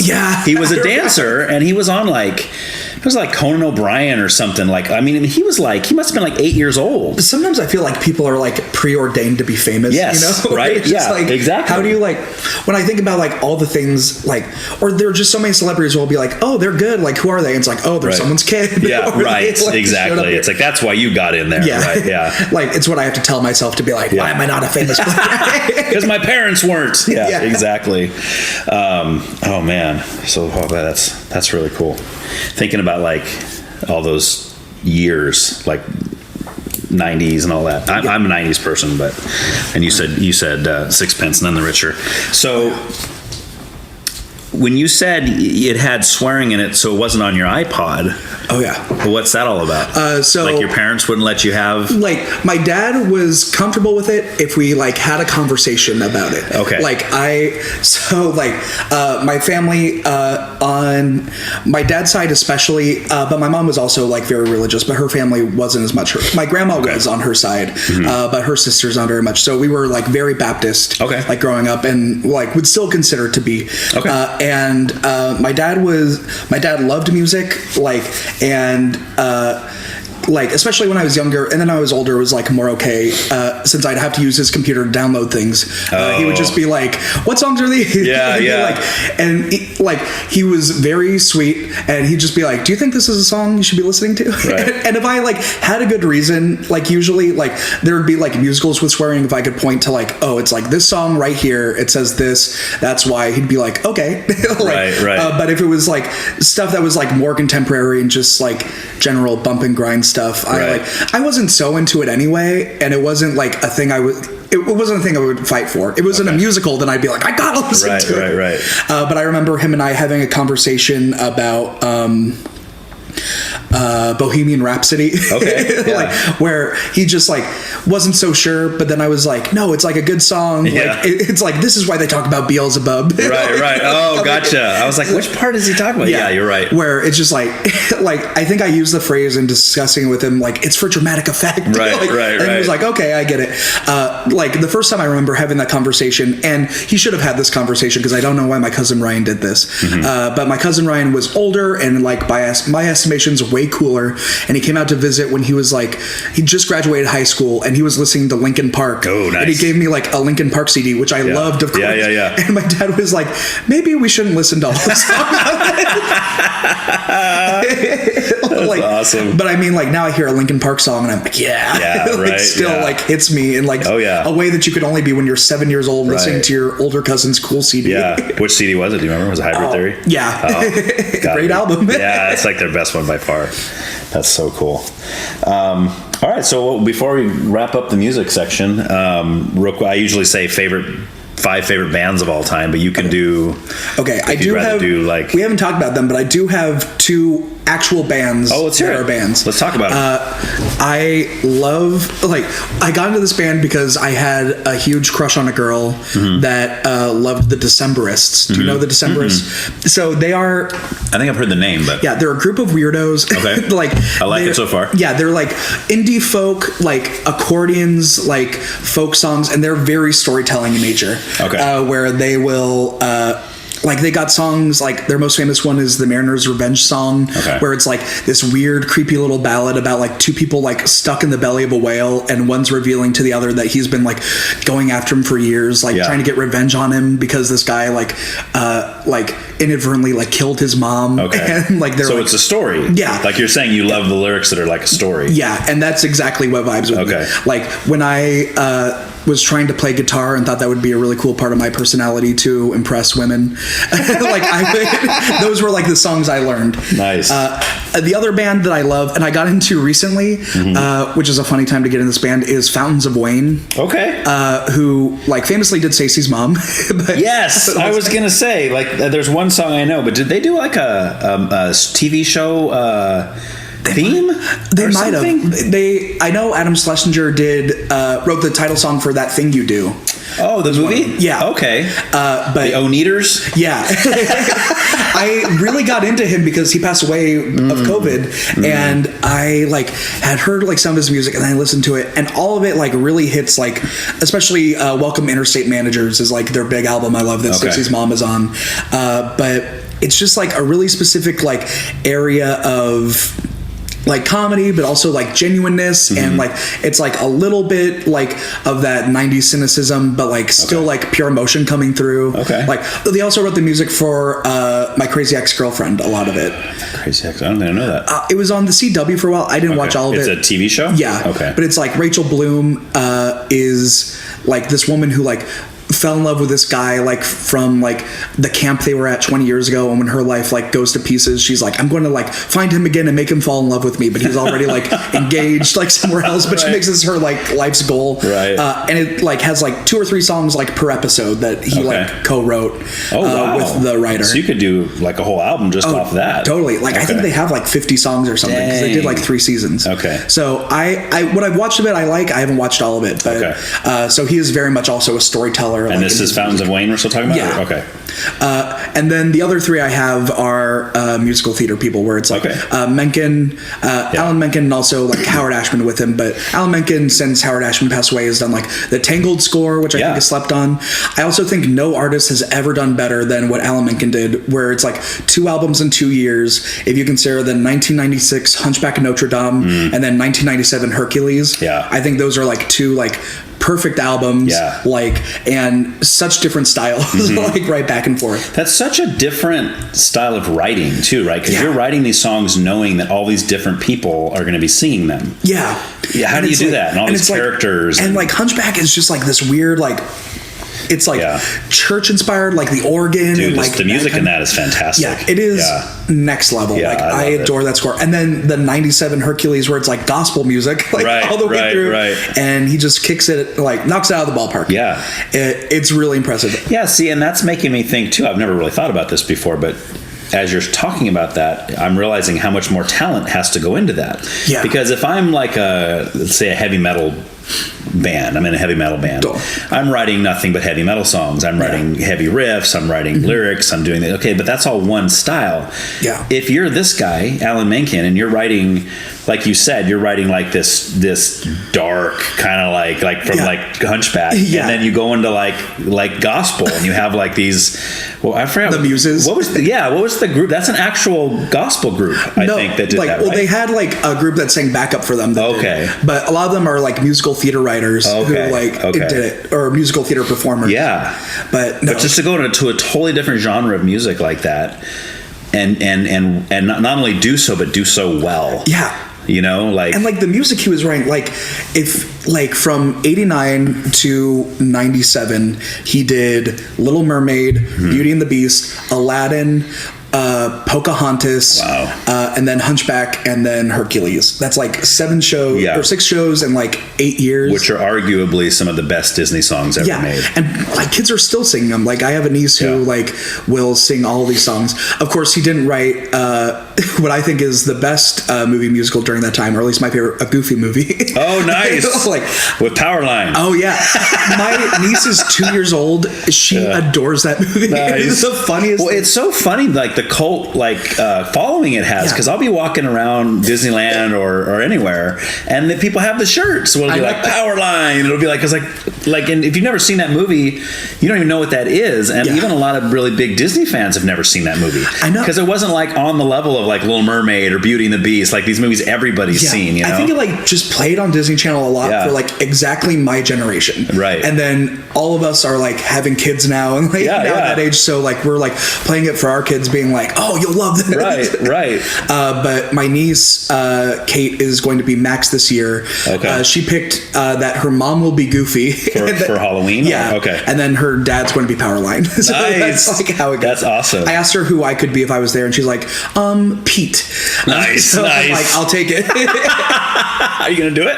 I'm not going to be up there. Okay. But maybe I'll dress up at home and be like, I'm doing it with you. And now Powerline, that was Tevin Campbell, right? Oh yeah. Is he the one that did I don't know if he did the voice of the character or just the singing. I'm not sure either. Like, I know he did the singing. Yeah, I think that's mostly what the character does. Okay. I don't even know if he talks. Oh, maybe he doesn't even have any actual lines. He just sings, just cool performs on the stage and that kind of thing. Real quick, I was going to say when we were talking about Fountains of Wayne and Stacy's mom, since you kind of grew up in Christian circles, have you ever heard of the Apologetics? Yes. Okay. Did you ever hear their song JC's Mom? No, I didn't. So it's like Jesus Christ, like JC. It's JC's mom has got a growing son. Like I've said before and I've said again, they're just like songs I like sang in church that are the best songs of all time. Yeah. like I mean, like VeggieTales, like there's so many songs where it's like I'll write the song and I'm like, this is just a VeggieTales song. Right.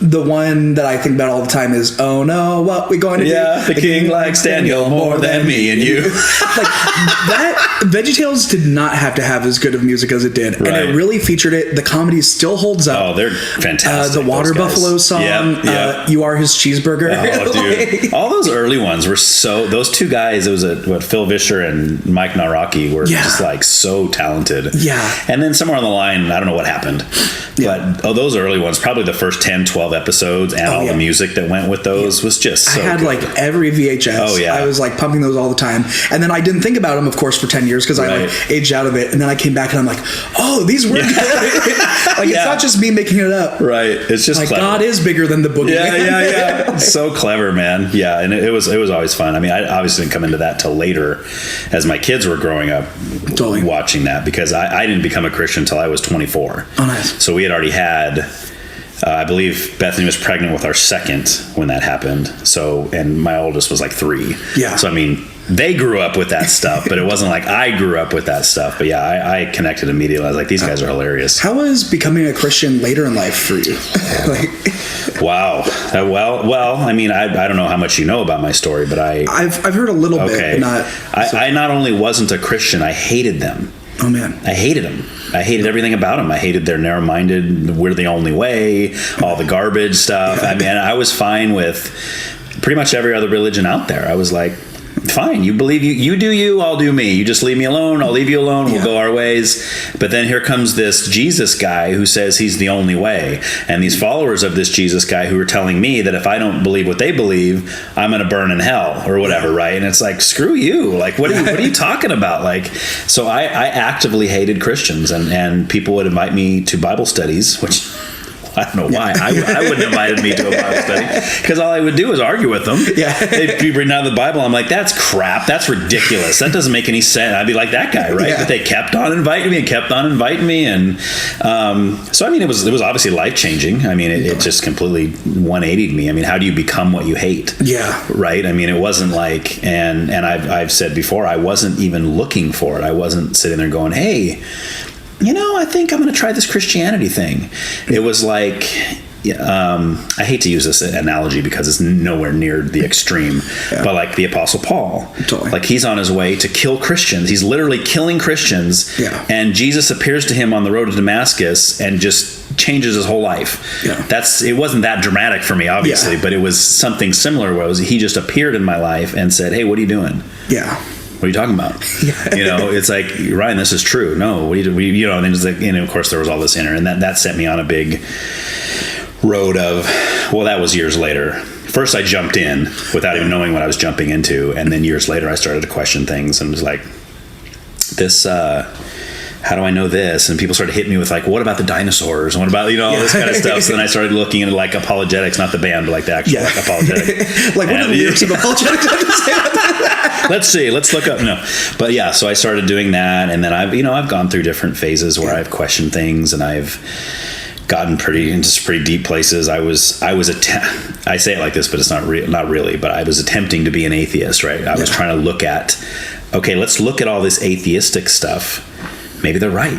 Like, let me examine. Maybe the things they're bringing up are true. How do I know? I don't want to be that Christian who says, nope.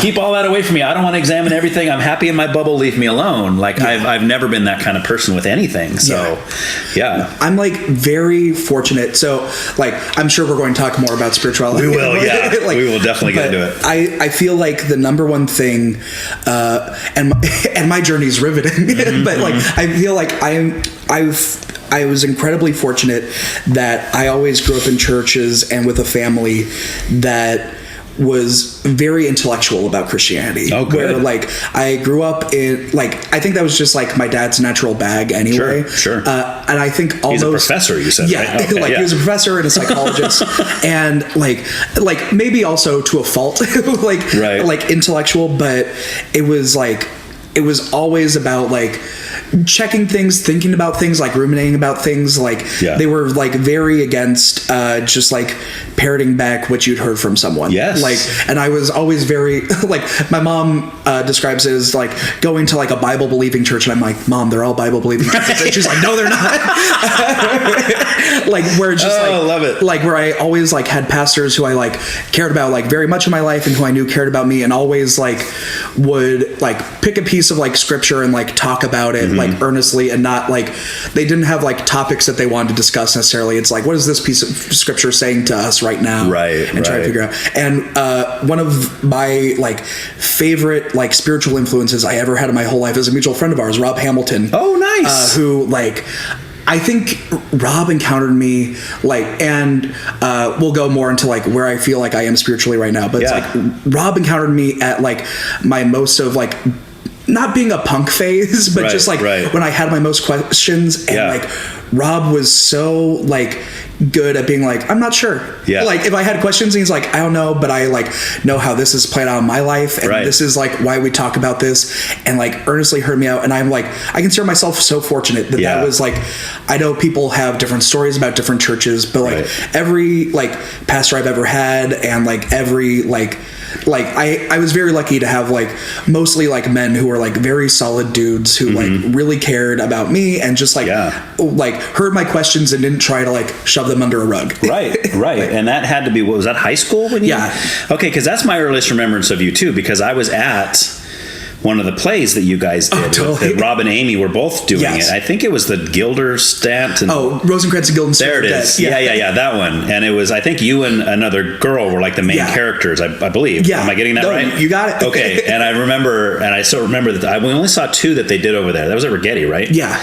And he did that one, and then we saw when he did the Elephant Man. Oh yeah. And he had a big role in that one. He was great in that show. So man, we go way back with them. I met them. He's one of the ones I met shortly after I had become a Christian. Oh man. We were actually at a men's retreat in San Marcos through Calvary Chapel, where we were both attending, but I had never met him before until the men's retreat, and I connected with him. I mean, because he's Rob. I mean, he's hilarious. You know, our sense of humors are very similar. We were bouncing off. He was really, so by the end of that trip, I was like, okay, I got to hang out with this guy more. And then our families became close. But then, of course, they moved. And now they're in Texas. But whenever Bethany's parents were living in Texas, now her dad has passed away. Her mom has moved back to San Diego. But when they were living there, whenever we'd go visit them, we'd always go see Rob and Amy, or they'd meet us halfway somewhere. Last time we were there, we went into some caves, like deep down in the thing. In fact, I was just talking to somebody yesterday we were talking about hell. And I said, it talks about how hell is like the absence of all light. And like, I never knew what that meant until we went down into that cave, right? Because like, even like you're in your bedroom at night, you got the lights off. It's like, you can still kind of see. Dude, we went so far down in there, and the tour guide said, okay, we're going to stop. and just stay where you are. Don't try to move around because I'm going to turn off all the lights. Oh, man. And it was one of the most scary things I've ever experienced. Like, oh my gosh, I'm about to have a panic attack because it was literally blackness. Yeah. Like you couldn't see anything anywhere. I was like, oh my gosh, this is so scary. Yeah. Oh. Like what gets it for me, like the darkness would be impossible. I've never been in that situation, but also like just that quiet where you're so far from everything. Right. Just like you don't know what the sounds are. That was what Pennsylvania was for me. Oh, yeah? Like growing up in California, I don't know true quiet. It's like there's always a freeway somewhere, like doing something. Right, exactly. But like being in the middle of Pennsylvania where there's not a freeway like for like 10 miles like in some direction, and it's just farmland otherwise where it's just like anything could happen. Right, right. Like unbelievable. Oh man, so I'd be remiss if I didn't give my bone to pick about Toy Story 4. Let's hear it. Let's hear it, man. I think it's a good movie. Yeah. I think they should have called it like Woody's Last Roundup, A Toy Story. Yeah. Like that's my one change for it because I think the original Toy Story trilogy is perfect. The Toy Story 3 came out when I graduated high school, so it was like a very like full circle moment for me because it like ends with him going to college and like giving his toys away. Yeah, well that was everybody's complaint. I was like, wait a minute, we wrapped this up already. Yeah, it's like you already had a perfect ending. Right. And I understand that you have like another movie you want to make, and that's cool, and like it was a good movie, but it's just like I wanted to be a little more separate from the trilogy. Where it's like the trilogy is so great.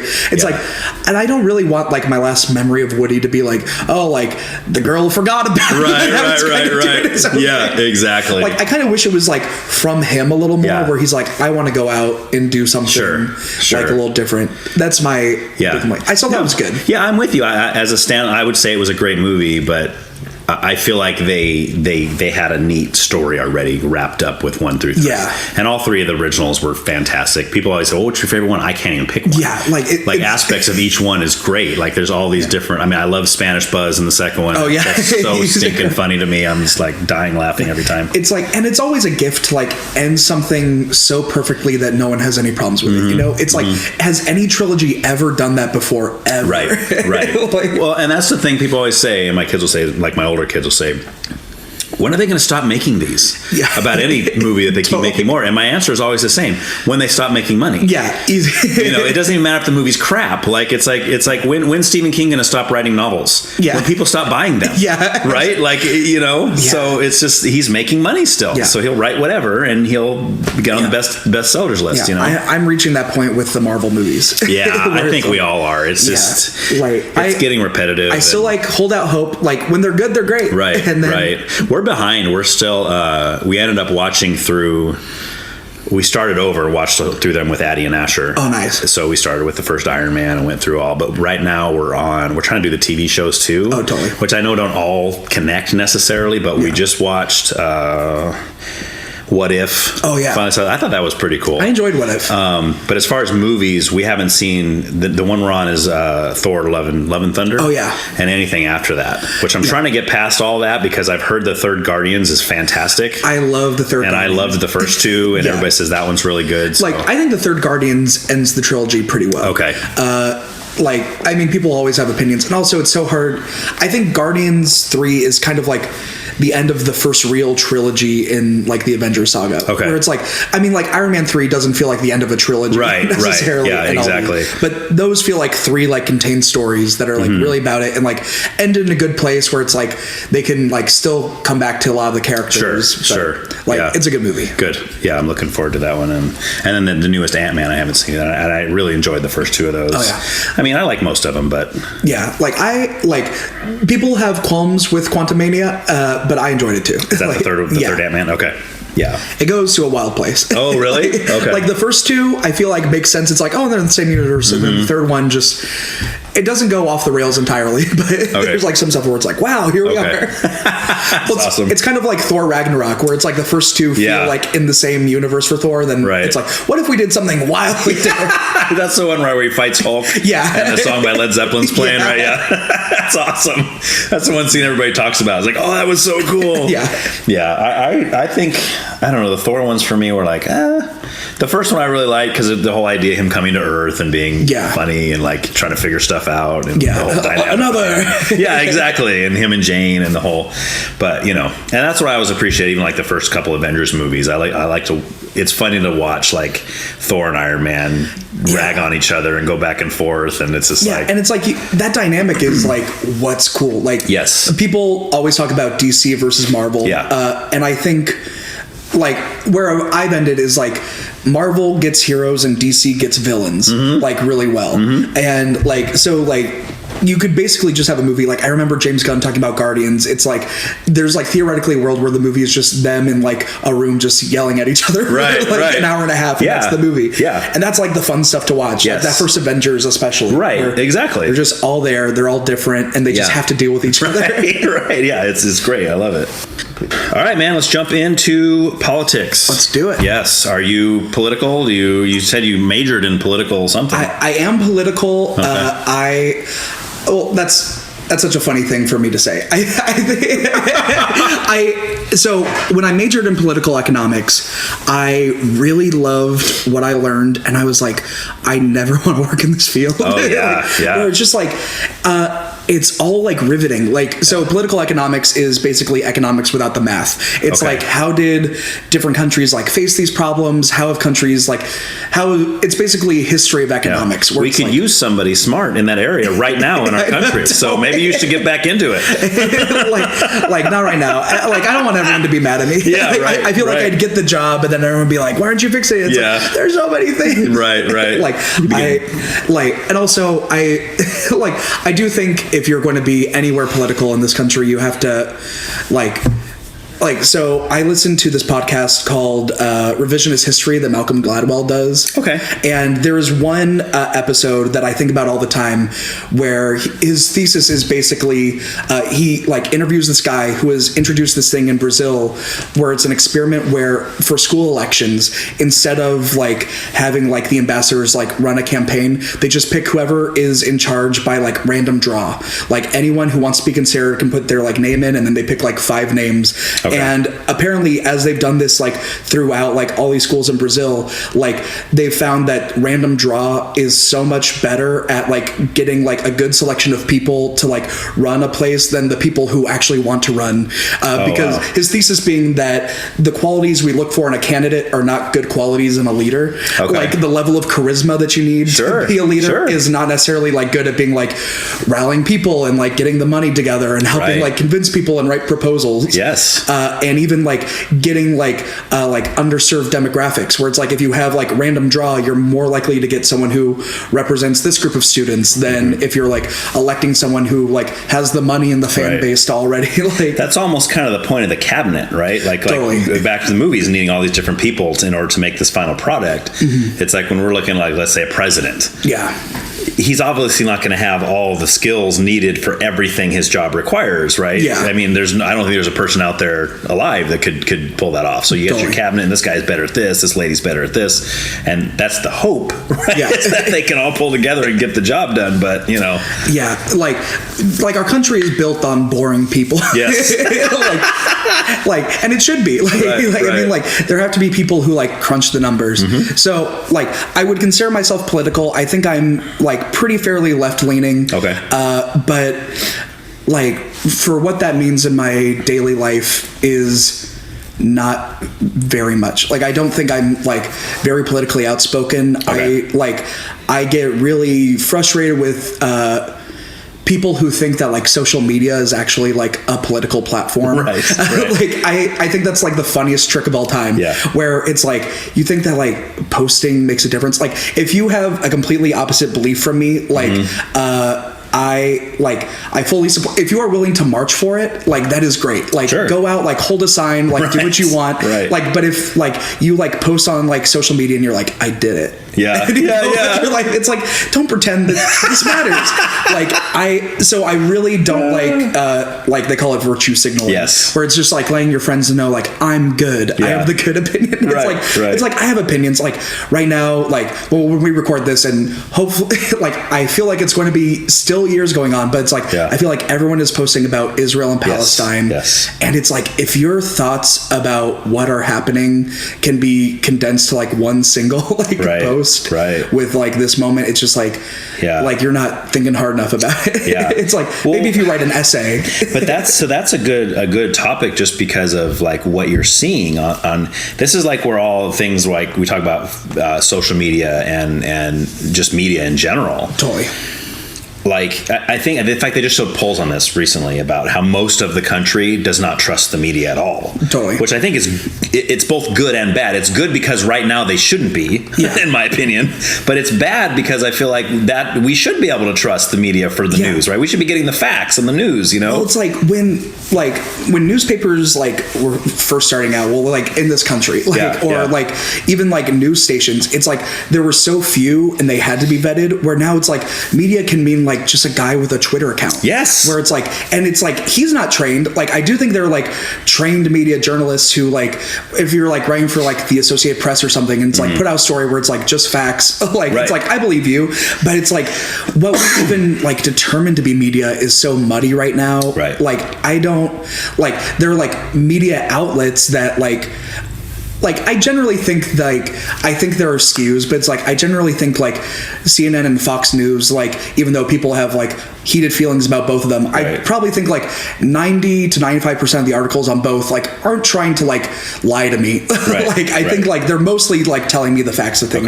But it's like there is like, I mean like there, I think they're very, I've been thinking about this is a little different, but Hassan Minaj, have you heard about him? He's the comedian. Or Nicki Minaj. Yeah. Like, let's go to the beach each, let's go get away. But so he is a comedian who recently came under fire. He's Muslim, and he was telling these jokes in a stand-up set that kind of like described events like of things happening at his mosque and like things happening to his daughter that weren't factually true, where he was like embellishing the story for a comedy act. Yeah. And that's the thing, like your face like says it all for me, where it's like, I think we are at a point in our like in our timeline, like we're in the multiverse, but it's like we like there was never a time period where we were looking for facts from our comedians. There was never a time when we were like looking for opinion from our news. And I think the internet is like I'm sure everyone believes this, very great, and also can be very harmful, where it's like I don't think any of us know the rules for like the pieces of information we're looking for. It's like, is this fact, is this commentary, is it something else, like is it a big comedy bit? And I feel like and I feel like all of us have different opinions when we're like reading them, and the people writing them sometimes aren't even clear. And the problem I have, and I'm seeing a lot, and this is on both sides of the political aisle, is that we'll tend to look at the media, and if it's a news article that is saying something we already agree with, we're like, oh, right on, this guy says this, and they don't even bother to look in to see if it's actually true. It's just a headline where it's like a headline that agrees with me, and there will be things where it's like someone expands on that or has other news. And that's what's so frustrating, and that's and again, I've said this a million times too, but like that, I always tell my kids, if you learn anything from me, it's to like actually research for yourself. I don't care if it's political, I don't care if it's spiritual, I don't care what it is. I've even told them, don't even believe what I tell you is true about the Bible or Christianity. Don't believe me.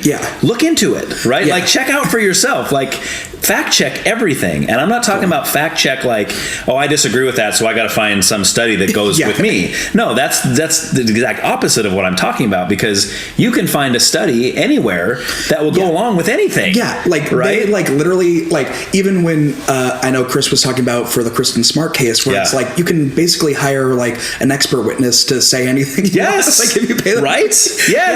But then what do the police have to do? They have to go to that witness. They have to examine everything. That's why when you listen to, because I listen to a lot of true crime too, but like that's why you hear so often where you get some guy that's been in jail for 20 years and he comes out and says, "Oh, I killed Katie Smith." Yeah. It's a confession. It's a flat out confession. And then they look into his story and it's like, this guy was nowhere near at the time. In fact, he was in jail when the murder happened, right?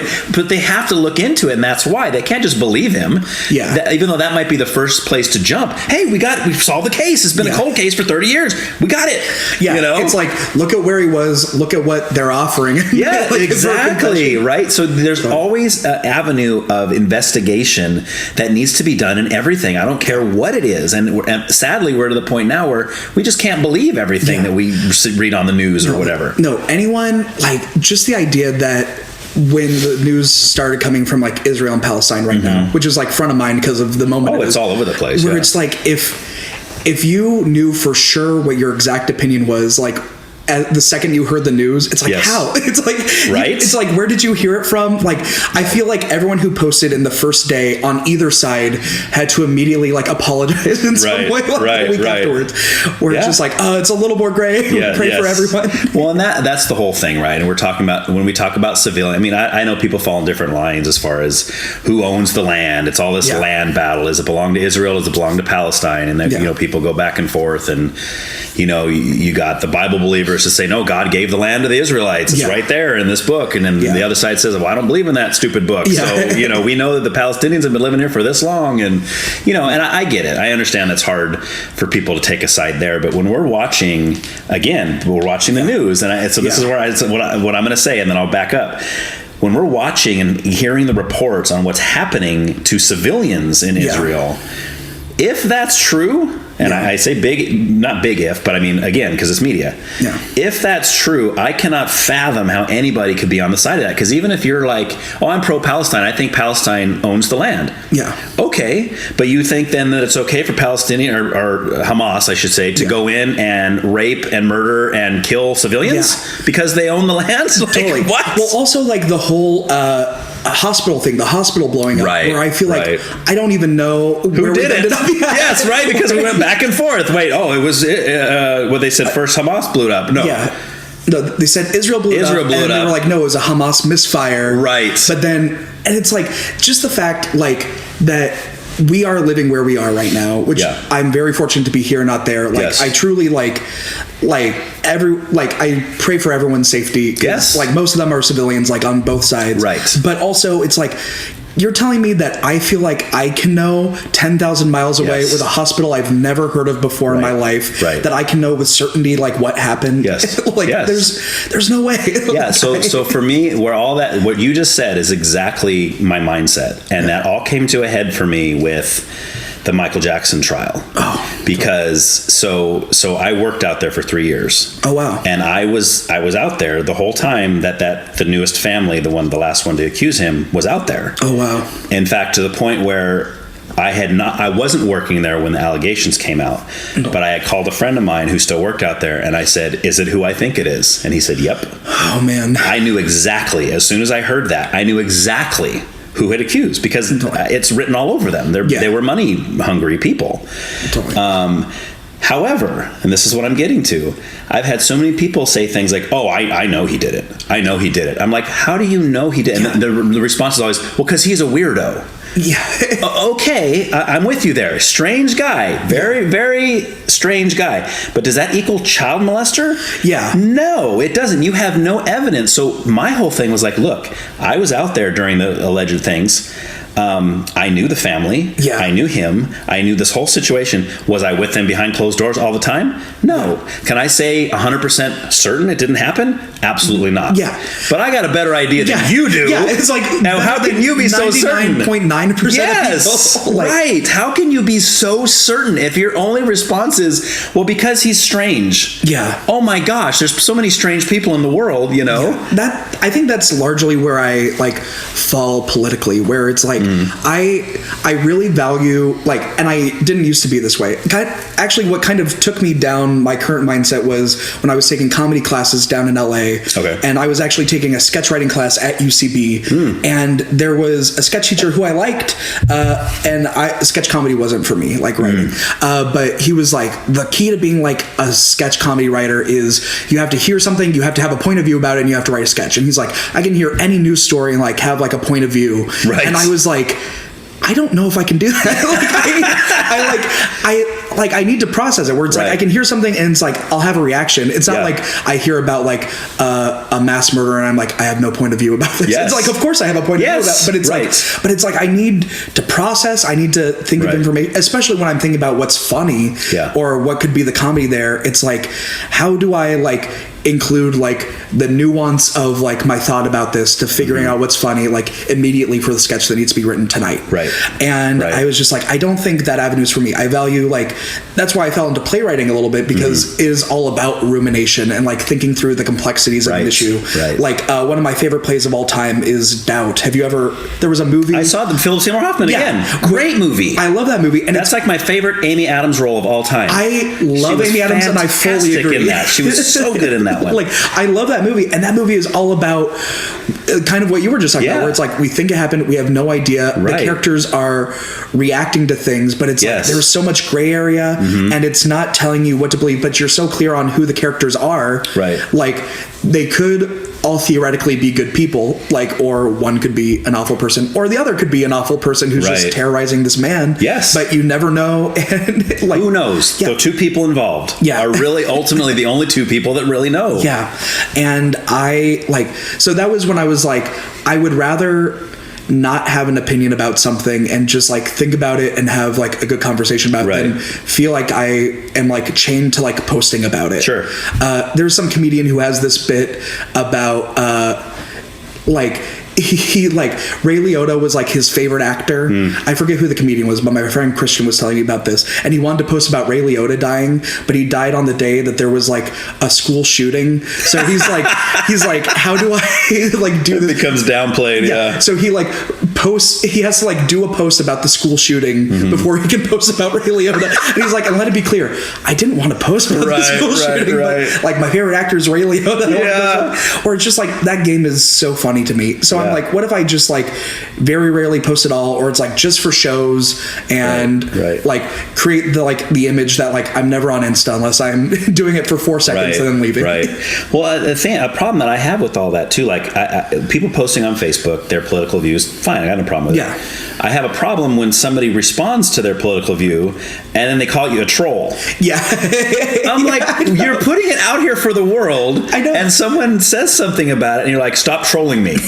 Stop trolling you. Why'd you put it out there then, you know? Like, there is like a post, like I took a screenshot of it. I won't look for it because it would take me forever to find, but it's kind of going back to what we were talking about, where it's like social media is sometimes like it's either like a club for some people, or like a comedy routine, or like a public discussion board, or like a town square, or like and we don't know the rules for what anyone's doing, and they're not clear about it. If someone is posting like a political thing, how are you not like looking for a discussion? That's what I think. Because I have lots of opinions on things, and if I post it on Facebook, I'm welcoming it. In fact, I get almost upset when I don't get something. I was like, I want to talk about this. If I didn't, I wouldn't put it out there, And just the fact that you like think you're going to post something, it's like a badge or something, like when Facebook had like the badges that you could do. Where it's just like, now everyone knows what I think and no one can say anything. It's like, what? There was like, I was talking with my mom about this too, where it's like, there was like a time in history, like 20 years ago, where it's like, there were just like the people you see at the grocery store every day. And like, you didn't have to know like their like deepest like political thoughts or like anything else. And I feel myself, like now that so much of that is open, there are people who like I encounter who like I have nothing against, but like posted something one time and now I like feel like that anger rising when I see them, and I'm like, that's not good. Like we weren't meant to know those things. Where like there is I'm not going to say the name of this person, but there is like a person in my life who is the sweetest person I have ever met. Like, and I like I'm full of so much love when I see this person. They've given me nothing but love. And sometimes when they post things, it's just like, oh, like this is not the person I know. Like, and I adore this person. Like, once again, nothing but positivity in my interactions with this person. Yeah. But like online, like every time they post, I'm like, oh no. Yeah, right. And I'm like, I don't like, it's not like the beliefs they have are a surprise to me. Right. And it's just like, it's so at odds with like the person I know in real life, right, where it's like, I just had to make a conscious decision. Like, I'm not going to think about those. I'm going to think about like the real world interactions we've had. You're like, that's what matters. I didn't know you killed puppies. Yeah. And they'll do it again too. Right.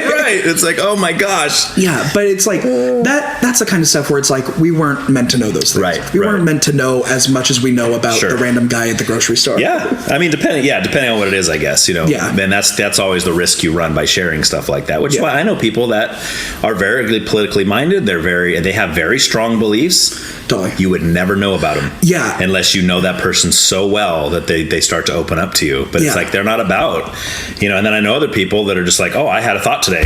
Yeah. Let me put it on Facebook or whatever, you know, and it's like, okay, well, you know. Yeah, and it goes to like the mode where we treat it, where it's like there's some people who want to have like deep political conversations, and there are people who are like, this is what I ate for dinner. Right, and we have to like engage with them at the same level. Yes, right, exactly. Or we're all trying to talk to each other. Or it's like, when we have a conversation like it's like we can meet each other, we can feel out the conversation, but when things are like out in the ether, it's exactly. Like, how dare you? I was just trying to talk about mashed potatoes. Yeah, and you bring me into your world. Yeah. So going back a little bit ago, you said about knowing things that we really can't know. Yeah. Really, like what's 100% what's really going on. Is there anything that you feel like you can know or that you do know, like in the political realm? Like, is there like something you say, well, I know that for sure? This is, I love this question because this is a thing I've thought about a lot. Okay. I remember being in a church one time, and the man who said it is a person that I really admire and still is like a spiritual mentor today in many ways. His name is Warren Gaboret. I don't know if you know him. I know. He was at Rob's church when we were there, and he was like which church? The Harbor? Yeah, the Harbor. Oh, okay. He might have like left right when Rob was coming. He had been like in charge of the youth thing for a long time, but then he left. I'm not exactly sure why. I think it was like not on his part, but just like the church was like allocating funds, I think, to something that he didn't agree with. So he was like leaving. But that's usually why people leave churches. Yeah, truly. It's usually some financial thing. It's like, wait a minute. Yeah, but he was great. But he said a thing that like I thought about kind of for years, where he's like, I think I know at least one universal truth, which is like murder is wrong. Right. And I was thinking about that, and I was like, I don't like, not even, it's like, I just don't know if that is a universal truth. I think people can think of a lot of reasons why murder could be good. Right. And I don't know if I'm one of those people. I think, like, I have like famously told my like parents, which made them upset. I'm like, if someone murders me, like, don't advocate for the death penalty for them. Like, grant them like, mercy or justice. Like, well, but what about a different scenario? What if like and this is the one I was playing over my own head. I know you don't have kids yet, right? Yeah. But if you had kids and you're at home and someone's breaking into your house and they're about to kill your wife and children, like, you have the opportunity to take them out or let them kill your wife and children. Yeah. I mean, that's not a scenario any of us want to be in, but I think I would do it, but I don't think I would think that murder was good. I think I would think it was like the only option I had. Yes. Like, I don't think it's going to like, I get to the day of judgment and God was like, oh, like that was bad. I don't think we're going to have that conversation. Sure. But it's like, I still know if I like would think it would be like a good thing. It would be like the only option.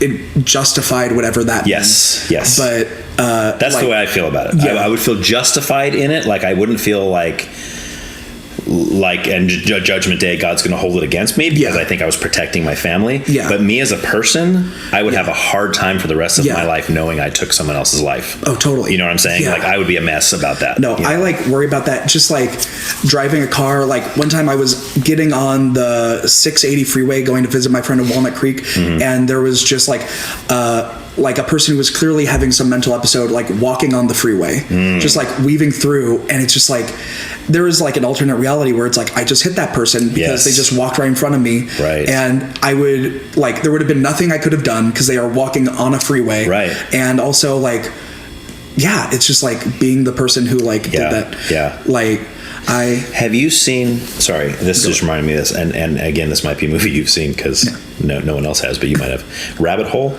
Yeah. Okay, so I love this. Is great, man. No one else has seen these movies I love so much.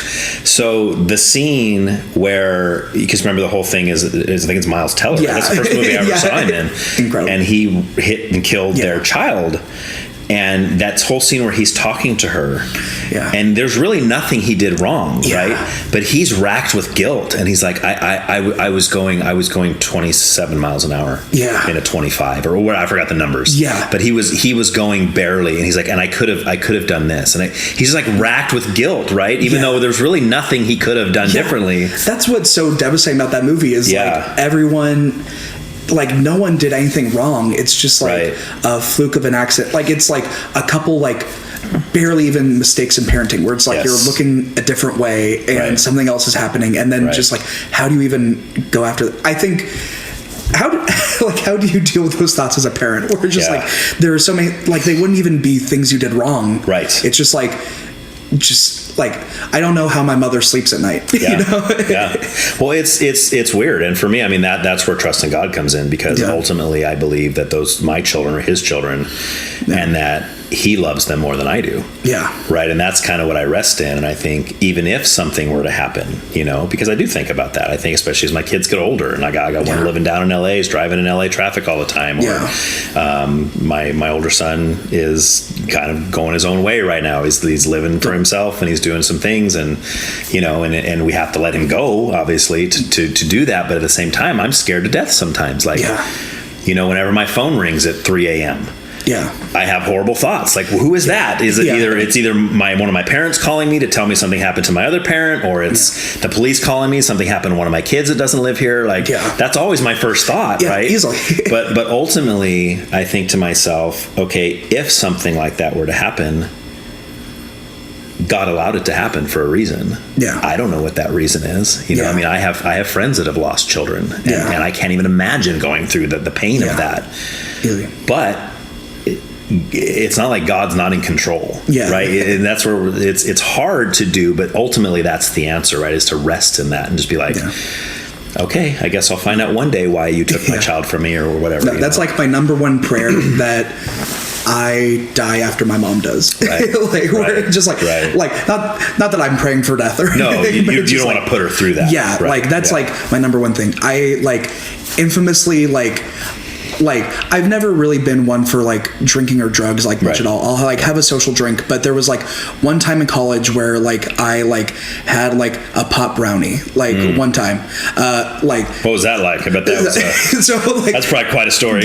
Well, I ate half of one, and because so in Berkeley there was a guy named Patches. He sold patches and also weed. Okay. And and he was a weird dude, of course. Bet. But of course, since it was my first time ever, it was a true Berkeley experience. We ate half of one, me and my friend, and I was and he was I'm not really feeling it. Should we eat the other half of one each? So we had a whole one. We were watching Back to the Future 2. Nice. It gets to be too much for me.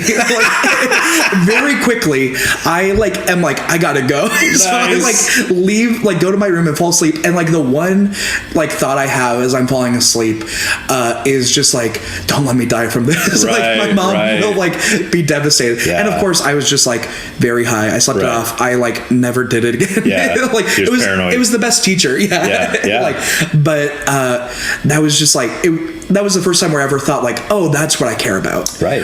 And I mean I have friends who have experimented with hard drugs. It's I'll never go to that. That's not how I'm born. I never did that either. Just mainly because I was scared to death of it. I mean, I had friends sometimes in high school that were doing that stuff all around me. I know. I didn't drink or do anything with marijuana until college, sparingly. Right. And even now, I had a friend describe me as the most Puritan friend he has. Where it's just I'm very in moderation. It's I'll drink one drink and then I'm good. Where that's what it is. Which sometimes people might think that's a put down. I think that's a compliment. No, right?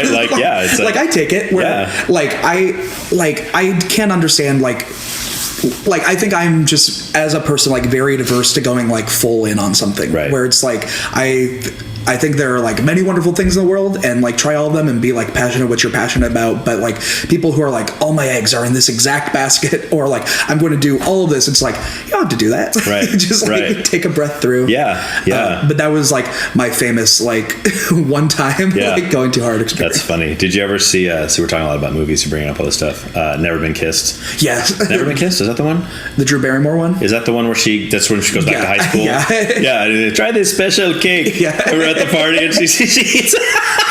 Love it, man. The one other thing I did at a party, and this is like one I think about all the time. So there was one like college party where I wasn't doing like there was drinking and like pot at the party, but I like wasn't doing any of that. And I had like a friend like pull out like a pack of like menthol cigarettes. And I was like, I'll smoke one of those. And one of my friends came in fully crossfaded, like very drunk, very high, and he's like, Wes, don't do it. You're going to get addicted. And it's one of 5 cigarettes I've ever smoked in my entire life. Just like casually, I'm like, it's fine. Like, I'm going to be all right. I'm not making this a habit. This is one time that he's like, no, you're going to get cancer. Like, don't do it. Yeah, that one cigarette's going to kill you, man. You gotta be careful. Like famously, I got that pack of cigarettes after given to me. I threw it in my guitar case, didn't think about it, and then when we moved to my new house, my dad opened my guitar case, found it. Oh no! And then he put like a little token that he had that said Jesus is watching on top of the cigarette case. That's awesome. Like he would do that kind of thing all the time. He thought it was hilarious. Yeah, that's so funny. And you're like, no, Dad, I haven't looked at those for like years. You know? I know, that was like the thing I told him. It's like that went in like 5 years ago. Right. Oh, I forgot I had them. That's so awesome. All right, so when you say that you lean left, let's talk about what you mean by that. I heard it described recently, and I don't think this is exactly what I adhere to, but it's a phrase I've been thinking about a lot lately, is logic-based, compassion-driven, where I think I err towards everyone is like trying their best. We live in a very wealthy country.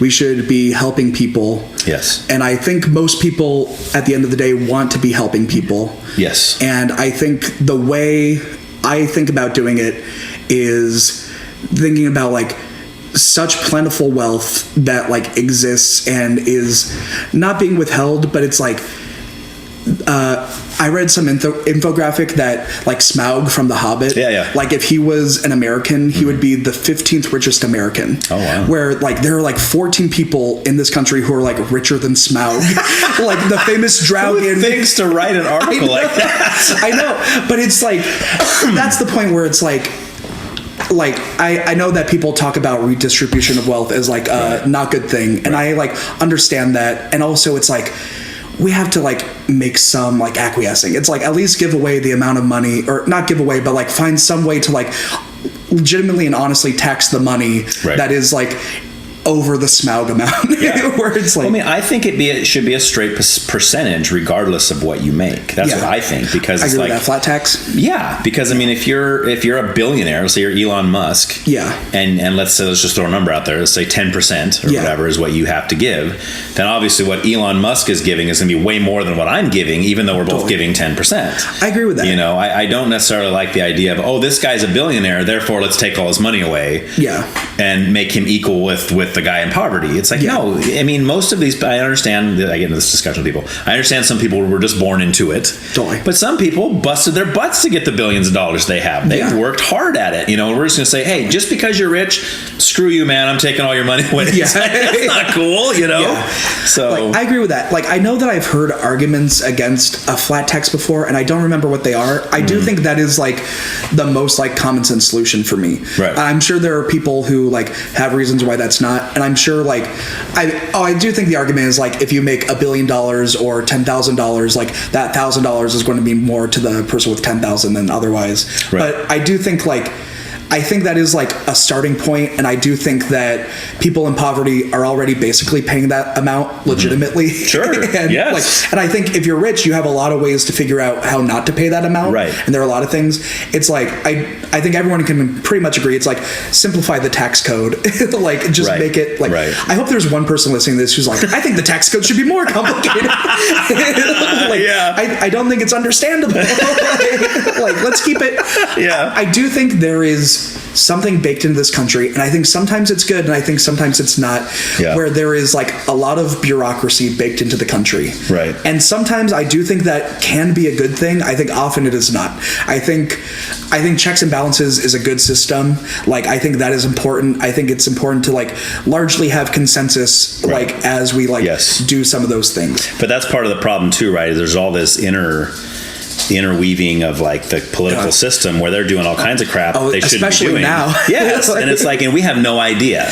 Right. And there's always a contingent that like with the whole like Kevin McCarthy not being speaker like right now, where it's just like, it's like, if you're going to do something, have a plan. Where it's just like, where it's like there are a lot of like, and I think people can justifiably like not be happy with the job he's doing. It's like, but I think you still need to have a plan if you're going to like shut some of these things down. It's like, at least like show us what you're trying to do. Be like, we hope that this happens for these reasons. So there are like a lot of not good faith actors. And it used to be that Republican or Democrat, regardless, I mean, the whole point was, yes, they're coming from different ideologies, different kind of mindsets, but the goal was the whole. What can we do together to make this a better place for all of us? And over the last, 5 to 10 years or so, it's become, okay, so the Republican side says, no, we got to make it a country that's better for Republicans. And the Democrats say, we got to make it a country that's better for Democrats. It's like, no, we are so divided right now that, you know, and I want to go back to something you said a minute ago about when I asked you if you said you're kind of left-leaning, and you had said logical. Like logic-driven. Compassion. Compassion. And something that I've noticed, and I could be totally off on this, but it's just something I've noticed when talking with people is, generally speaking, it seems to be that people that are right-leaning are more logical. And again, I always have to say it this way. I'm not saying that people on the left are stupid. There are brilliant people on the left. I'm just saying their drive on the right seems to be more logic-based and not as compassionate, to where it's like, I don't care if those people die. What's the bottom line? You know, and on the other side, it's more compassion. It's like, I don't care if it makes sense. We got to help these people. You know, let's just do anything. I really agree with you. And I also think there's something interesting with that because, and I mean, this is going to be speaking generalities for both groups, of course, but it's like if Republicans are logical and Democrats are like more like emotional and like compassionate, like I think it's interesting that then like church is such like an emotional experience for a lot of people, and that tends to be a more right-wing thing, and like not always. Well, but depending on the denomination. That's true. Like you say, like a Baptist denomination is more, I would say, logical. They're more like, well, what does it say? What does it say? Until we're a Pentecostal church is like, woo, whatever I feel. All right, I'm a dog today. I'm a cat. You know, whatever. And I'm definitely a Baptist. So but like I think one thing, and once again, we're coming to the spirituality. I don't want to give too much away. We're almost there. But I love talking about it. But I think one thing that I was always like missing in my spiritual experience, and I wasn't really seeking it out, but I think because I was born in the church, I never had the come to Jesus moment where it's just like, I don't know, like the moment people talk about when they like give their testimonies, and I never had like, it was just like, well, like I was raised in the church and I like thought about it a lot, and like when I got baptized, it's like that was kind of my testimony, where it's like I was raised in the church and I believe it, and here we go. Exactly. And that's the whole thing, right? And that's why, like you asked me a minute ago, what's it like becoming a Christian as an adult? And I usually ask guests that grew up in the church the same kind of question, but the other way, like what, I can't even imagine what that's like. And like I'm sure you had probably come to a point where I guess we'll get to what you even believe today. I haven't even asked you what you believe today. But let's say if those that are still Christians, even they grew up in the church, I was thinking, did you ever get to a moment where you kind of had to develop your own belief instead of just saying, well, when you're 5 years old, say, well, why do you believe this? Well, my parents told me it's true. My parents took me to church. I was baptized, whatever. I always thought that was like a trick of a question to ask like a 5-year-old, you know? Or even like a 10-year-old, where it's like, you've been in our church your whole life. Yes. Like, when did you come to Jesus? It's like when my mom drove me every day. Right, exactly. And every Wednesday. In their mind, they can't even imagine a time when they weren't a Christian. Right? Because their whole life they feel like they've just been in the church. You know, it's just who I am. It's like something I've asked before and gotten in trouble for asking is when someone tells me they're Catholic, I'll usually say, by birth or by choice? Yeah. I think it's a valid question. I don't mean any disrespect by it, but I mean, there's a lot of Catholics that if I ask them, well, why are you Catholic? Well, I was just born this way. Yeah. I've always been a Catholic. I was like, well, you haven't always been. There had to be a moment where you decided this is what I'm going to believe. Yeah. You know, I mean, so. Totally. Yeah. Like, what were we talking about politically before we get into this? Yes, before we get into spare stuff. We were just talking about right and left and logical versus... I agree. Like, I think... Yeah, I wonder if it's something to do with... Like, and once again, this is not universally true, but I think there is something, and I've experienced this, like, this is like from my like church upbringing, and that's like most of my interaction with people who are more right-leaning. Like, I think there is, and I don't think this is a bad thing, and I think, like, I feel like I was setting it up to talk about as a bad thing, and I'm like, no, this is like a great thing, but also I could see people like thinking like it's a bad thing. I think there is something about like the sanctity of family that is like you are making logical choices to like protect a family. Sure. Where it's like there is so much like hurt and pain in the world that like I wonder if the drive is like there's so much out there, like I'm going to do the logical thing of like protecting who I can protect, like focus on this. And I think as a person who is more left leaning, and also like I'll speak for myself, like don't really have a family, it's like there's so much like hurt and pain in the world, like I am doing okay. It's like how can I like give that to like everyone, which I don't think is a logical choice. Right.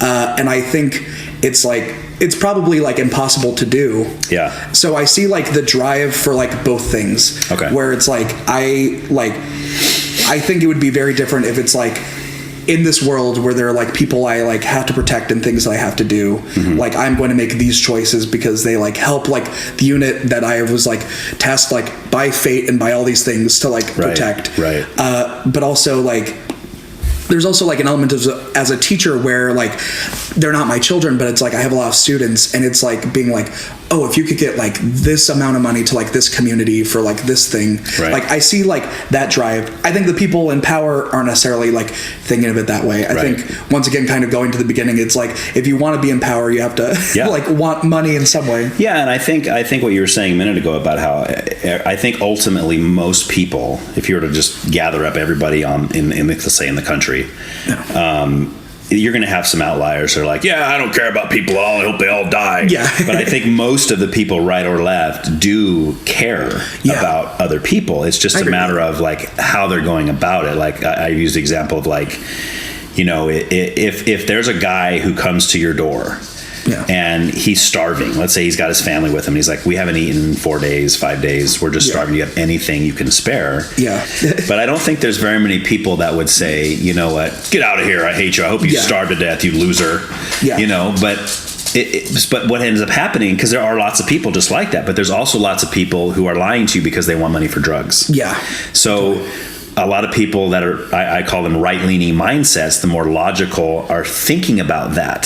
To where I think the more left-leaning compassionate are more likely to give money just to anybody who asks. And they say, well, you know, whatever they do with it is up to them. To where the logical mind says, well, no, I want my money to go to good use. Hey, you know what, buddy? I'll drive you to McDonald's right now. And I'll buy dinner for your whole family and I'll watch you eat it. You know? Right? Because it's not so much that they're being stingy with their money, like, no, this is my money, I'm not giving it to you, I don't care if you starve. It's more like, I want to make sure that this money that I worked hard for is being used to actually feed you and your family, and you're not just using your kids as some kind of a pawn so you can go get more heroin, which definitely happens. Absolutely. Right. And I think it's just this untrusting, but I think that's a good example, kind of like the two brains, the right brain, left brain, or right leaning, left leaning mindset. And I don't think there's necessarily anything wrong with either one of those.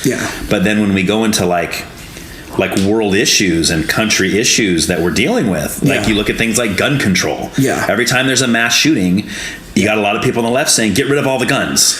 Right? And I understand that. I understand the compassion. I get it. This is horrific. We're all going, I cannot believe this has happened again. Right? But then people on the right are going, no, that's not the answer. But then a lot of times people on the left say, are you telling me you hate children? No, that's not what I'm saying. I'm just saying there's got to be let's think about this instead of just jumping in and saying getting rid of all the guns. Is that really the solution? Well, of course it's the solution. What other solution is there? You know, so they go back and forth. And I think both of their hearts are in the right place. Both people are saying, This mass shooting in elementary school was horrendous. Yeah. And we're all going, I cannot even imagine being the parents of one of those children who was killed in that, right? And we need to stop this. Yeah. We're all there. Yeah. But then when we get into how to stop it, we're all over the place. And then we start bickering about, and calling names about, I can't believe you this, and I can't believe this. And it's like, okay, come on, people. Yeah. And it's like that any of us has like the perfect solution. Right. Exactly. It's going to like satiate everyone. Yes. Yes. Where I fully agree where it's like, I think, it's just like different like life experience that leads to like different like thoughts of like how to solve an issue. Right. And also like I'm very glad that I'm not a lawmaker. But also like so I recently like wrote a letter that was like totally a form letter, but like to an assemblyman. Okay. Who's our assemblyman in town? I should know. Like he's like, it's not Maldonado anymore. No, it's someone. But I wrote. I think he's like a Republican, like conservative guy, and he wrote back a letter, and I'm like, wow, he like cared. He wrote a letter, wow. Like where it was just like, thanks for sharing this. Like I'm definitely thinking about like this and like other opinions as I like go to vote, and it's like. I mean, like, I don't care if he listens to me or not. Like, I hope he does. I'm sure he's getting people writing the same exact letter for the opposite thing. Probably, right? Yeah. But it was, like, definitely a moment of, like, I did my civic duty. Yeah, right. Pretty cool. Well, the fact that he responded to you and in a nice way probably feels good. Yeah, they always talk about, like, how everyone, like, hates Congress, except they're like, I'm okay with my guy. But I do kind of feel that, where it's like, I feel like there are so many choices you have to make for our community. And we live in such a strange and specific community kind of people where it's like there's so many voices, and it's like such a fascinating like place in the country. Like the people who like advocate for us, like I do like admire and think they're like doing the best job they can. I'm glad I don't have to do it. Oh yeah, I wouldn't want to do it. I know. No way. Like no one would want me to do it. Right. But I definitely I think there are plenty of people, probably the majority I would say are wanting to do the best, wanting to do the right thing, but unfortunately those few that aren't are the ones that we all like the one person I don't like, and I don't know how I formed this opinion. I'm sure it's wrong, but like whenever like the Justin Fareed commercials would come on, I don't know why I picked him. I'm like, oh, he just comes from money. Like I don't know. Like, and he did nothing to do that. Like I'm sure he's a nice guy, but every time I'd he'd like be riding a horse and like with his mom and dad who also look nice, and I'm like, you're just rich. You shouldn't have a horse. I know. And I'm sure like I mean, I don't know who slewed Carvajal's like finances. I'm sure he's like got money to like everyone's got money if you're running for Congress. Like, well, and it's always hard when those commercials come out, right? Because it's always like, this guy's a big fat jerk and he's this and he does all these things wrong, and it's like, and then the other guy says the same thing about him. How do you even know? Like, I got so frustrated one year. I thought to myself, you know what? I'm always complaining about the way things are done, but I never vote on any of this stuff. I mean, this year I'm going to vote. I got the little thing, and I'm like, okay, I'm going to look at all these propositions and all this stuff. I don't remember what year it was. It must have been like 2012 probably. And it's like, oh, look at all these things, and I'm trying to read up on each. Okay, so this proposition, here's the pros and cons. The pros says it does A, B, C, right? And this is why you should vote for it, because it does A, B, C. And the con says it doesn't do A, B, C. I'm like, wait a minute, it can't be both. It either does it or it doesn't. Like somebody's lying here. Like that, like so, like harkening back to like my very like literate parents who are like hyper like professorial about everything. Where it's like it is like a family event when we all vote, where it's like we get the book and we like read the whole thing. Oh, really? Like every time. Like your whole life, you grew up that way. Okay. And it is a fruitless, stupid exercise. It is. Especially when you get to the like my rule of thumb for the propositions, and this doesn't always prove to be the case, but if like the pro is like the most boring by the book thing of all time, and then the con is just like, oh, they're trying to lie to you, like, and it's like nothing else, I'm like, that's probably a proposition worth voting for, because it's like because it's like once again the more boring it is, like the more like believable it is. And it's like in a debate, right? It's like if the con on is only like, these guys are dumb. Yeah. Or something, right? Like you're watching a debate and somebody presents all this evidence for their point, and then the counter argument is, well, your mama. Yeah. It's like, good argument, buddy. Good argument. But also, like, there are some things that like come up where it's like, am I qualified to vote for this? Or it's just like, am I like with the kidney center thing? Do you remember that from like either last year or 2 years ago, where it was like kidney dialysis centers? So like truly, like, and I'm going to get it wrong because I don't remember. Like, I think the proposition was that every kidney dialysis center has to have like a certified nurse working there. Okay. But then there was like a lot of financing for against it, where they're like, this isn't needed. It's going to cost a lot more money than we need. And I'm like, I don't think I'm the right person to make this decision. Like, I know nothing about kidney dialysis. I don't know about like what these centers actually need. Yes. Do you need a certified nurse there? Right. It seems like you should, but also if like people working there say that you don't, and it makes it a lot more accessible for people who need it. Right. It's like, isn't there like a surgeon general that can like figure this out? Yes. Like, why do I have to vote on it? Right. And I'm one of those few people that when we talk about who has voting rights. Oh yeah. I honestly don't think just because you live here and you're 18 or older, you should be allowed to vote. Like, I really don't. I've thought about that a lot, where, and I've gone back and forth, and I think, I need to like see it either way, where like there was like a period in my life where it's like, oh, it should come like with like a high school diploma or something, or like your like exit exam. Yes. But I also do see the argument, and like that's put me on the other side, where it's like, then that's a privileged place to be able to like go to like high school and like get an education. And it's like, there are a lot of people like, that means like my grandparents wouldn't have been able to vote necessarily. Right. And it's like, I don't think that's right. Like, I don't know where I do think there is a beauty that it's like anyone who's like a certain age can vote for like certain things, but also it's like what are we asking of like the people who are voting? Right. Well, it's like, you just brought up a perfect example. Yeah. You know nothing, as do I either, know anything about dialysis of your kidneys or how that works, or if you need a nurse present, or if you don't, or if it's just you can do it yourself. Or I mean, I have no idea. Neither do you. So how can we make an informed decision on something we know nothing about? Hands down. Yeah. Like, it's like, maybe if we like can vote for like the big political things, but then it's like, you can vote on these issues if you read this book. Right. Yeah, and even that's biased, right? You gotta read this guy's book. Yeah, it's like, who wrote what book? Yes, like, exactly. From what point of view? Horrible, man. Or like, go to medical school, like then you get to vote on that one. Right, exactly. Like, and I mean, also California. So I like a controversial thing to say in this day and age. I do love California. Like so I was born in Orange County, and then we moved here when I was 11. I think the Central Coast is like the best place in the world. Like I really do like. The weather sure is nice. I know the weather's nice. Yeah. Like I think the people are like, I like the people where we live. Like I think it is like a pretty much like purple county, which I think is fun and I think is like interesting. Yes. Like I don't like, one thing I found hard about living in the Bay, I did not respond like, so I'm still in the Bay a lot. I love the Bay.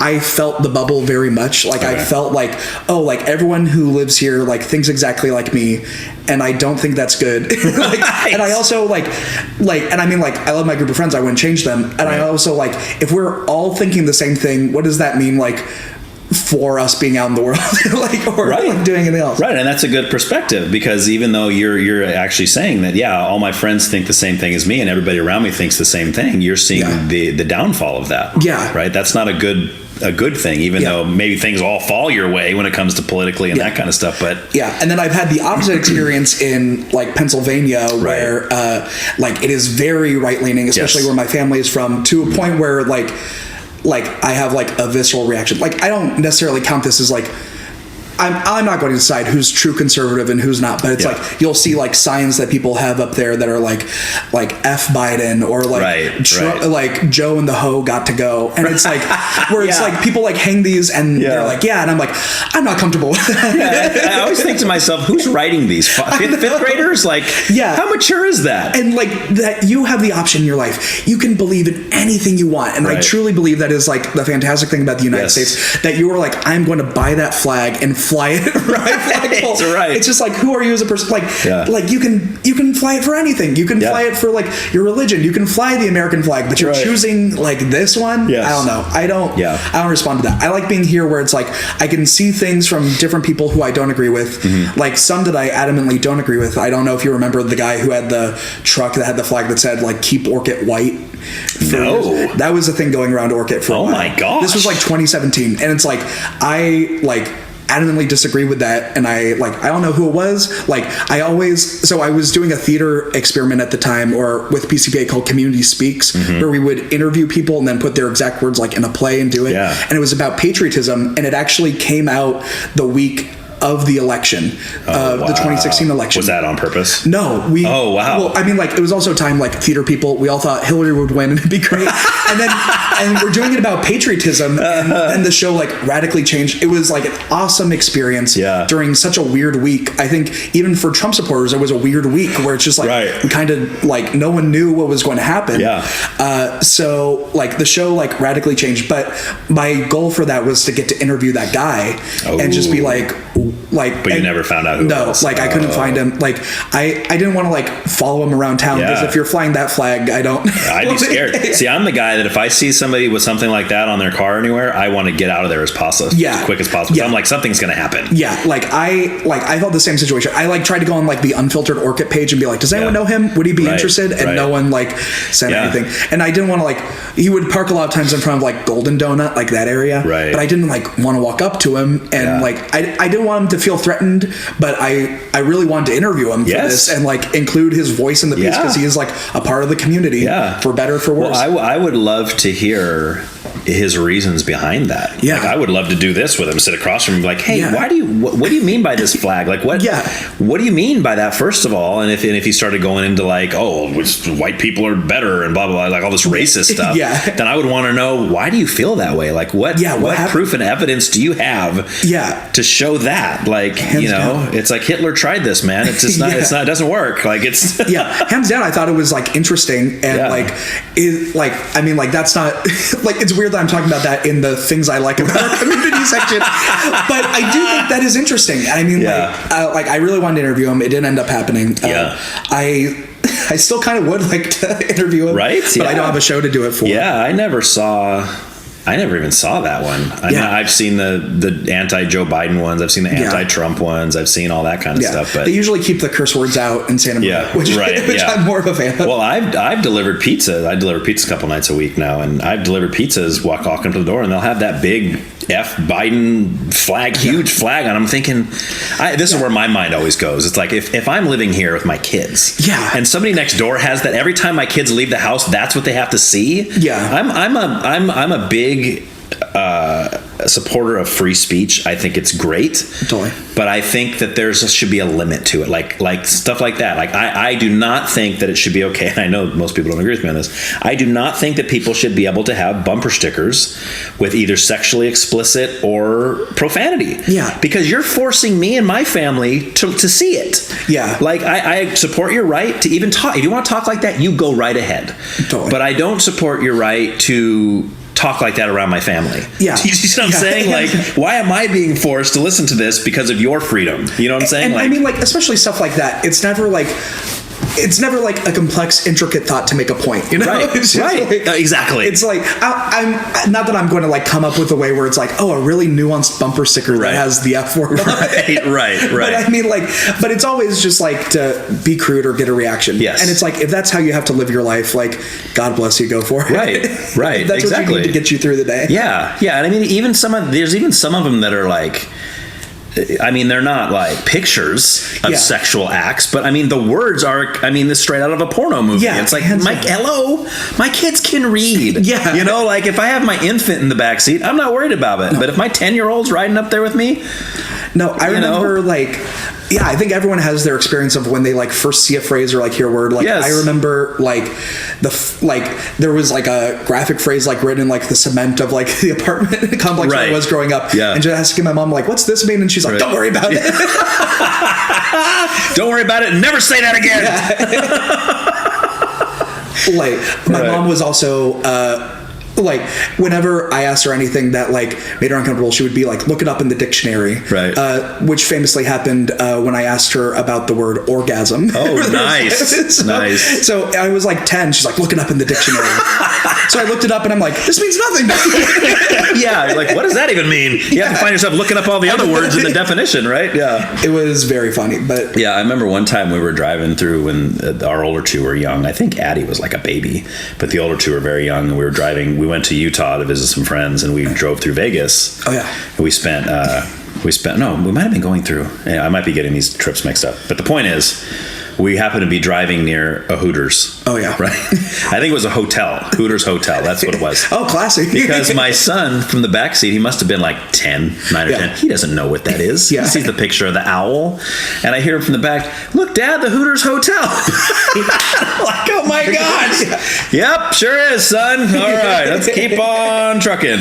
Like, I remember the first time I was in Las Vegas, and the things like that were just like on the sidewalk were just like, oh, it's bad. We were that. So this might have been the same trip, might not have been, but we were walking through, and it was one of those things where you're like, okay, don't look up. Just look forward, because the billboards everywhere are sexually explicit, and they're promoting the strip clubs and all this kind of thing. I mean, it's Vegas. What do you expect? You know, there was a while where they were trying to promote Vegas like a family place. Yeah. It's like, no, it's not. Yeah, it's like, don't pretend. But I just tell them, don't look up, and then you tell them look, and then I start looking down. Yeah. Well, the sidewalk is littered with those little index cards, right? Yeah. That so at night they pass them out and say, oh, go to the strip club, go to the strip club. People are like, they just throw them on the ground. I mean, you couldn't even see the sidewalk. It was covered in these. I'm like, okay, just look straight. Just look straight. That's our best bet. You know, it was just bad. I was like, this is not a family place. No. You know, like I think I went when I was 10, and all I saw was the Circus and M&M World. Yes, that's one place we went, was M&M, and I loved M&M. That was great. Yeah, it's like a 3-story. Like, it was really cool in there. Yeah, it's I went to Vegas for the first time again. My mom and I. So after my dad passed away, we did a cross country trip. It was still COVID time, and we're like, we don't know if we want to fly, so we drove to like visit family, like the year anniversary of his funeral. Oh, okay. And we went to Vegas for the first time like in years, and still the same. Yeah. It hasn't changed. Yep. Like I like my family, so we gambled very sparingly. Like, my parents were still like Baptists, so they were like, if we do, you're taking $20. When it's gone, you're done. Yeah. So that's like, the way I gamble. Yeah, that's my experience. Yeah. In fact, if I take the 20 and I turn it into 40, I'm done. I just did that. I walk away. I had a friend who wanted to go to the Chumash for the first time. Like, my friends and I never do that, and he was like, why don't we do it this time? Yeah. And I had $20. I turned it into $48. Nice. I'm like, I'm a rich man. That's right, man. You're like, I just doubled my money. Yeah. It was like on a Monty Python slot machine. Nice. So I'm like, it really worked out for me. You're like, hey, that's got to be a sign, right? Yeah. Wow. But yeah, I like, if you're not going to gamble that much and it's just hot and there is not much to do, if you're like in the mode where it's like gamble a little, but like, I don't know. Some people love it. I had a friend who like had to go there for like a bachelor party and just hated it the entire time because like they wanted to be out until like 3 a.m. Right. I'm not a 3 a.m. person. See, I've always, if I was single and I had no children, I would probably live in Vegas just because, or somewhere like that, and I would get a graveyard shift job. That would be cool. And I would sleep all day, and I would only be outside when the sun was down, because I love it when the sun's down and it's 100 degrees outside. I love it. I hate the hot day. I don't like the 100 degrees with the heat and like the sun. But a hot But day. if it's just, oh dude, so awesome. And you'd be able to like, I'm sure like every place needs like a security guard or because I mean that whole city is 24 hours, so I mean it's like, I had a cousin who was out there doing that for like 10 years and really loved it. Really got to have a good time. But I would hate to have my kids there. Oh yeah, you know what I mean? So that's the whole thing. Like, how do they have like an elementary school in Las Vegas? Right. It's like, why do you go here and have kids? What are you doing? You know, get fixed first, then go. So I know we've already touched on a lot of this. But I kind of want you to walk me through. So you grew up as a Baptist, you would say? Like, we went to evangelical free churches mostly, but my parents like are very much Baptist. Okay. I think they moved to evangelical free churches as kind of pushing against like the legalism of Baptists at the time when they were growing up.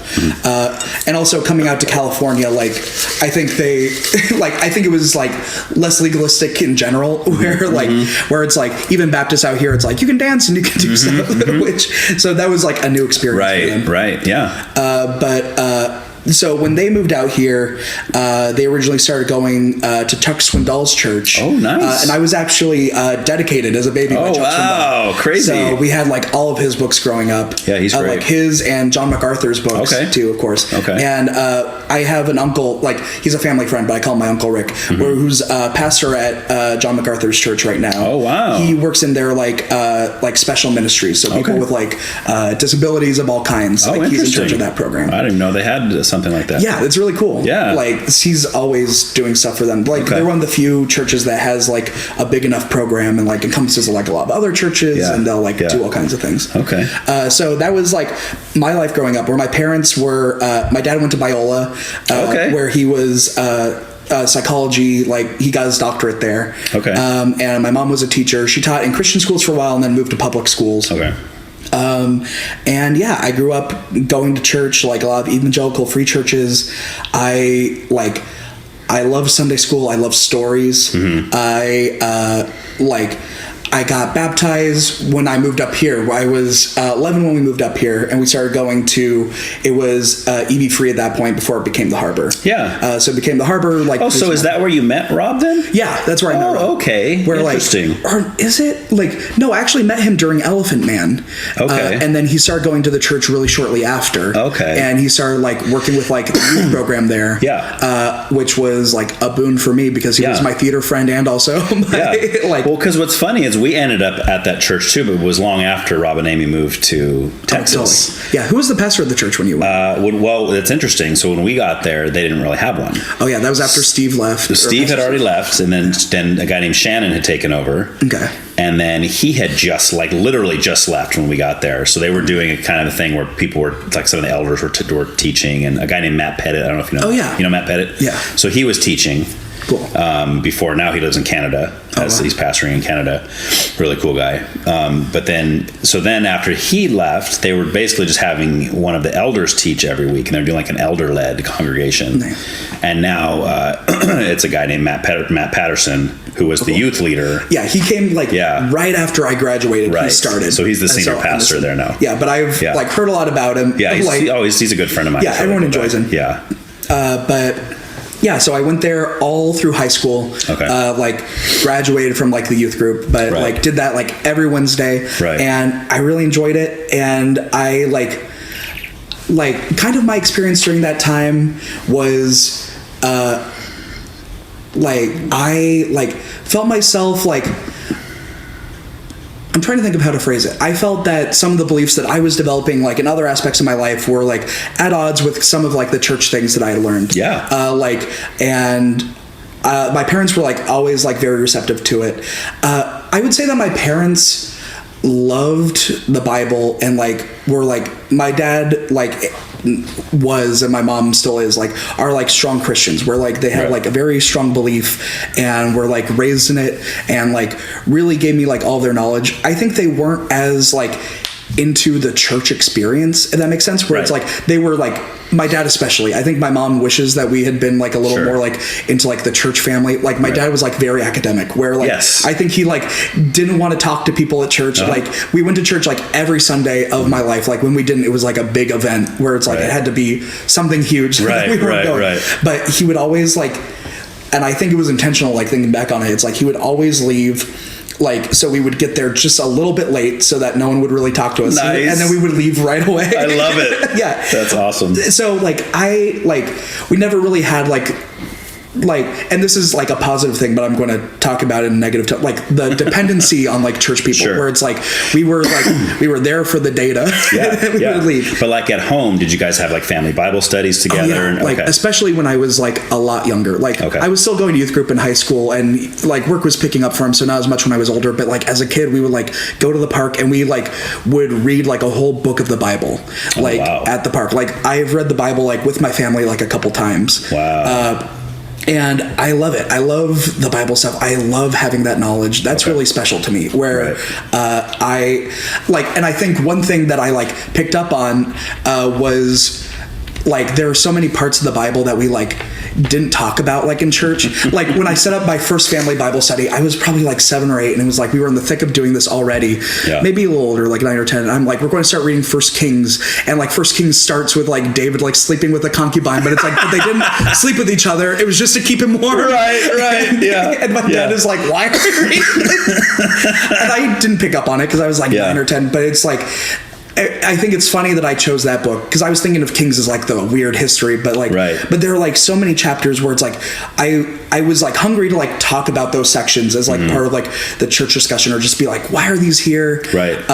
So once I got to college, like I like started like going to a church, but it was like a smaller church, and which isn't a problem. But like when I was 18, I felt like the church was so small, they were really dependent on me coming, and I didn't really respond to that because it's like and it was like, so I was at Berkeley, this church was in El Cerrito, so it was like the pastor would have to pick me up, and it'd be like a 25-minute drive there. And it's like, and it was an EV free church, which is like my dad like found it and was like, you should try going here. And it was just like I wasn't really responding to that, and I was like in the thick of like church stuff, and like the big like Christian groups on campus I didn't respond to either, just because they were like it like I didn't find like the the distance, but also like the academic rigor kind of that I was looking for, because I always liked like learning that stuff.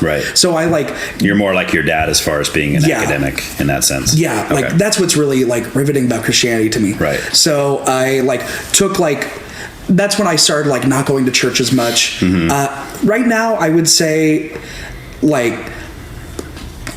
that like I kind of go like day by day a little bit, where like one thing that resonates with me, and I know this isn't in Christian tradition, but one thing I admire about Judaism is that you can be Jewish and like still not know if God exists. Like a little bit, where it's like where I would say I am right now is I am really grateful for my Christian upbringing.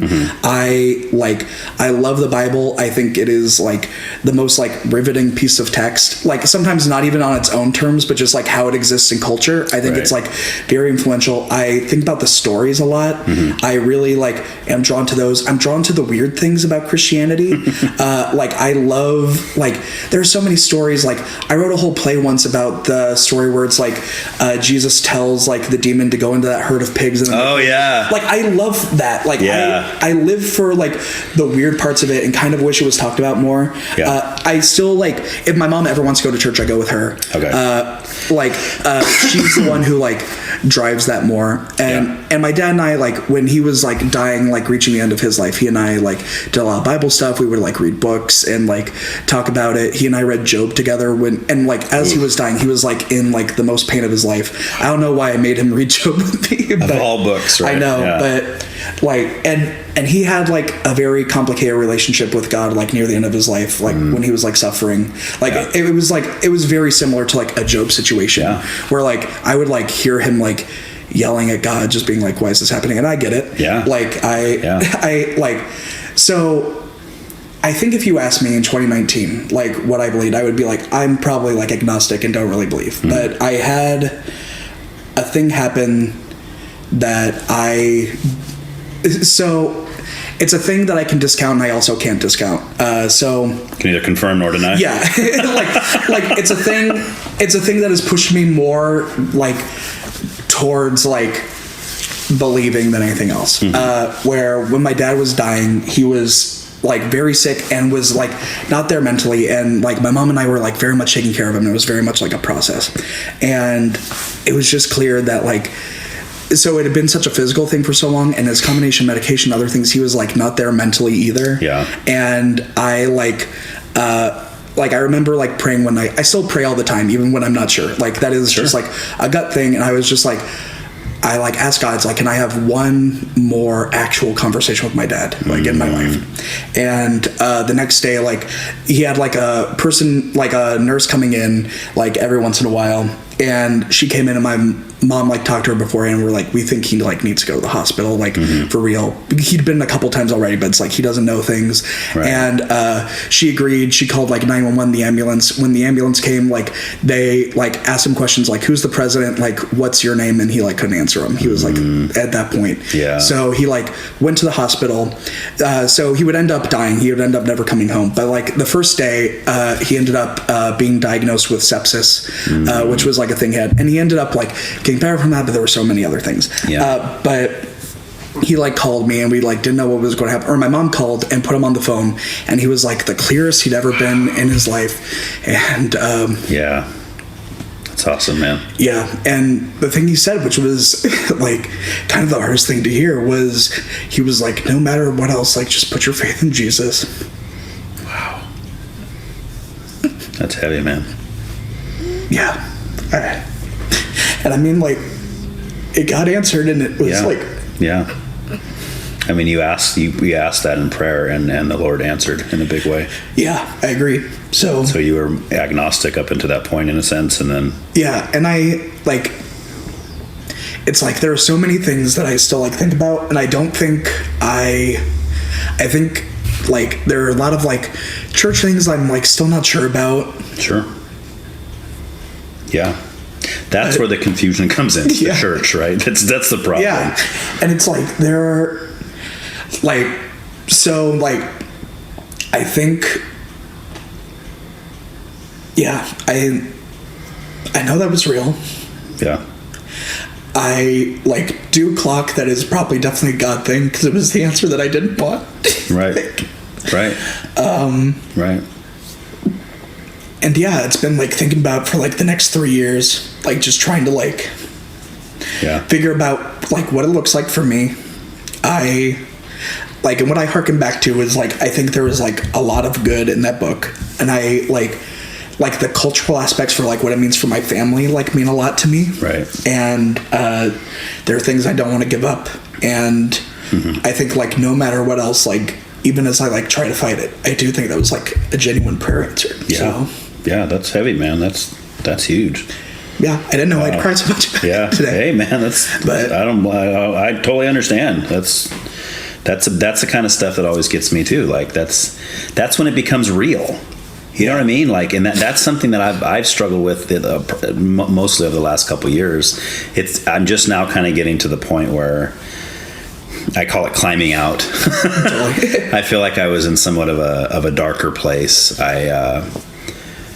I had a falling out with a pastor that I was really close with. This is like 5-6 years ago now, but it really sent me spiraling, and to the point where I was questioning things and be like I know what I believe, right? Yeah. I know, like I've said, I've done all the apologetics work. I've looked at, do I trust the Bible? Yeah. I mean, I don't see any other reason not to. Like everything points to trusting it, but do I know him? Yeah. Right. Like, is it reality to me? Is he real? You know, and it's things like that makes that a reality, because now I, as a mere human, have made a request, and he says, okay, here you go. Right. And you're like, oh my gosh. And it's like such a wild thing. And it's like even though like I try to like equivocate about that event specifically, it's like I think there's no equivocation about it.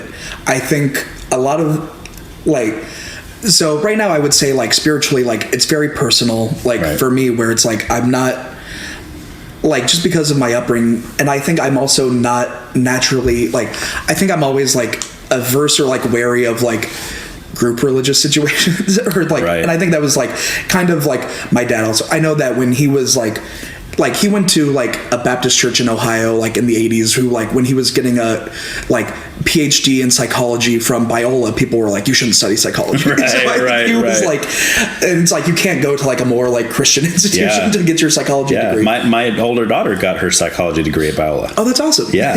Like, now she works with kids, and she got a child psychology, and she works with kids on the spectrum. Where does she work?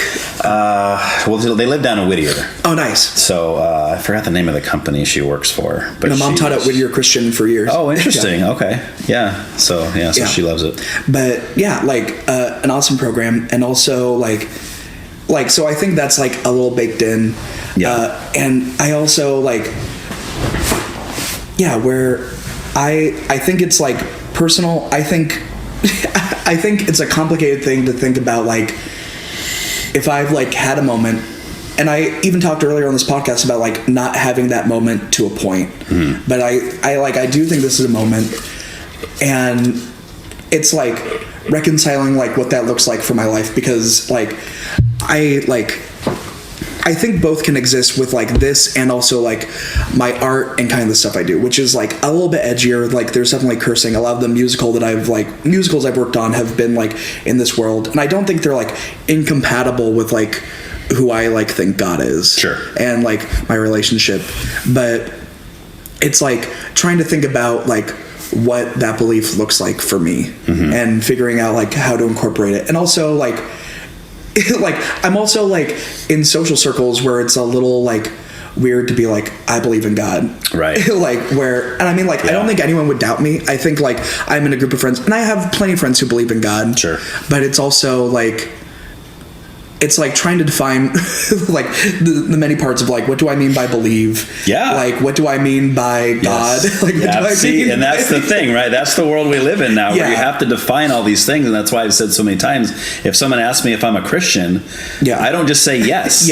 First, I need to know what you mean by that. Like when you're using the word Christian, you first tell me what that is. Then I'll tell you if I line up with that or not, you know? I think what I would say right now is I do truly believe that I prayed what I thought was an impossible prayer and got an answer that I truly didn't want, which I do think is like God's MO. Like, especially with like Jonah and stuff. Totally. So it was like, and I mean like, it was also my dad's way of saying I love you, like very much. Like, and I heard like I know that you already believe me, but it's like I can't impart to you like how crystal clear he was, and how like in his mind he was like fighting to like say this thing. So, and I also like, so it's like I believe that happened. I am not a person who like, I think just because like I've said before, where it's like I'm not so all or nothing. Like I don't think I like, if there are like inconsistencies in the Bible, that doesn't bother me, or like if it doesn't like answer questions, like, or like if it like points to things that aren't like exactly like what scientific thought believes to be true, like I don't like need proof in that way, like necessarily. So it's like this thing happened, and culturally Christianity means a lot to me, and I will like the tradition of it. That is one thing that I'm like very jealous of like Catholics for. Like I do love like deep tradition, and like getting to do things, and like those that have like come out of like my Christian upbringing I really cling to. And I cling to the Bible, like even in like my work, like as I've been writing, like it's very like religious based, and I think like sometimes like critical of different stories. Like one project that I'm working on right now is I grew up loving Joseph the Amazing Technicolor Dreamcoat, the musical. And I'm working. That Andrew Lloyd Webber? Oh yeah. Okay. And it's such a weird musical because it just like tells the story in like all these different genres. So my friend Min and I are working on a Bible story-esque musical, but about Sodom and Gomorrah, that story, and be like, does this like cheerful view of Genesis like apply to this way darker story? Like, how does it do? There's gonna be singing in that one too? Oh yeah. Like it's gonna be like very happy. And I think part of it is also like reconciling like my view of like who God and like who Jesus are in relationship to each other, and like what that means. But so like all of those things are what I mean by like Christian right now. If you say like, do you believe, are you a believer? It's like I had this one event, I culturally align with these things, and I'm like, and I don't know what to do with the two now. Like, no, that makes sense, and I appreciate all the background, because that really helps, you know. And I think a lot of people are kind of in that place, right, where it's like, I think because it's become so culturally weird, and that's why I said a minute ago when people say, oh, I believe in God, or I believe, some people, you know, I believe in the Bible 100%, but I just really struggle in church, or I really struggle with the church, or I really struggle with people. It's like that's always seems to be the problem, right? And that's why if somebody comes to me with that complaint, I'll say, well, don't throw God out because of what some people that claim to follow him are doing, right? Like I've had people tell me, you know, oh, I don't believe in God because look at the Westboro Baptist Church, and look at, it's like, are you familiar with that? It's like, what in the world? Like, really? You think that's God? Like, that's people acting against what God says, right? In the Bible, anyway. So, so I mean, so kind of like, where are you at, like, with Scripture itself? Are you kind of like, I guess there's really only three stances: either it's all true, none of it's true, or some of it's true and some of it's not. like where do you fall?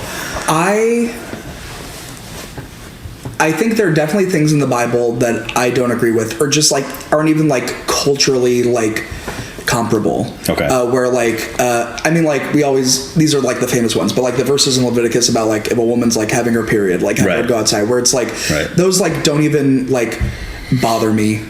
I like one thing that I've like thought about a lot, and this was like me like thinking about like having gay friends where like I know many like gay people who are also Christians and like do that, like where it's like the verses like about that in the Bible, like I think they were very much speaking to like a people at a time when this was happening. And I think the fact that the New Testament doesn't really talk about it, like Paul does, but the fact that Jesus doesn't talk about it is significant to me. I think what God says to his people to do are different than what he says to the world to do. And if people take that to mean, oh, I should live this way, that's totally fine. And if they don't, it doesn't unprove the whole thing for me. Right. And I'm with you with like, you talk about like Leviticus or some of this. I mean, I would say that that's written for the Jewish. Yeah. I don't say Gentiles, or even, I don't even think Christians, even people who are ethnically Jewish. Yeah. Who have received Christ as their Savior, who are now Christians, I don't even think they're supposed to follow that. I think that was for a specific group of people, for sure. And when it comes to like, oh, there's weird stuff in there. Yeah. Shave your beard a certain way. You know, don't eat this food. Don't eat, you know. And part of it, like how I thought about it, and I don't know if this is like correct or if it would be offensive, but I feel like it's okay. Where it's like how I reconciled it at first is, oh, don't eat pork because that's a way to spread disease. It's like, don't lay with men because at this time, like there's no protection, like this would spread disease in a certain way, like we've like seen at different points in history, like sexual immorality often passes disease, like do something different, like, and that's what he did with like Shadrach, Meshach, and Abednego. It's like do things a different way so that you can like be fit for what I need you to do later. Like with their dietary laws. Kind of. I don't believe that none of it's true. Even if it is just stories, even if it's not meant to be literally, I think that would still be true. Do you know what I mean? Where it's like, I don't need to believe that, I think God can tell the story however he wants to tell the story. I don't need to believe that it was 6 literal days or any version of that. I don't even need to believe that like necessarily that Adam and Eve were real. I think Jesus spoke in parables. I think God could do the same because it makes sense because they speak the same way. If the story of Adam and Eve is metaphorically true to tell like the greater truth of where humanity has found itself, that is good enough for me.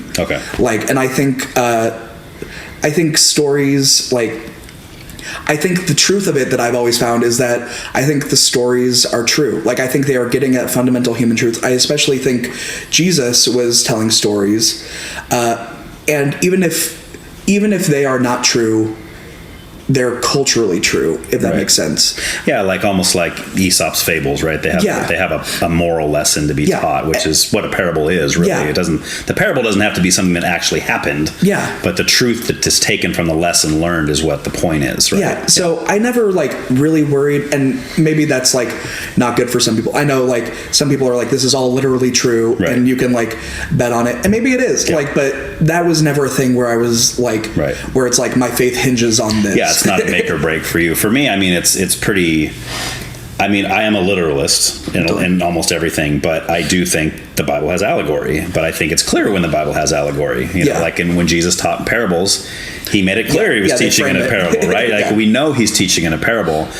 But I don't agree with the people that say, well, since Jesus taught in parables, therefore when he said, you know, he's the way, the truth, and the life, that was also a parable. He's not really the way, the truth, and the life. And then people write whole books about what he really meant by that. Yeah. He just meant this. It's like, no, I'm pretty sure he meant he was the way, the truth, and the life. Yeah. It's like, it's pretty cut and dry, Yeah.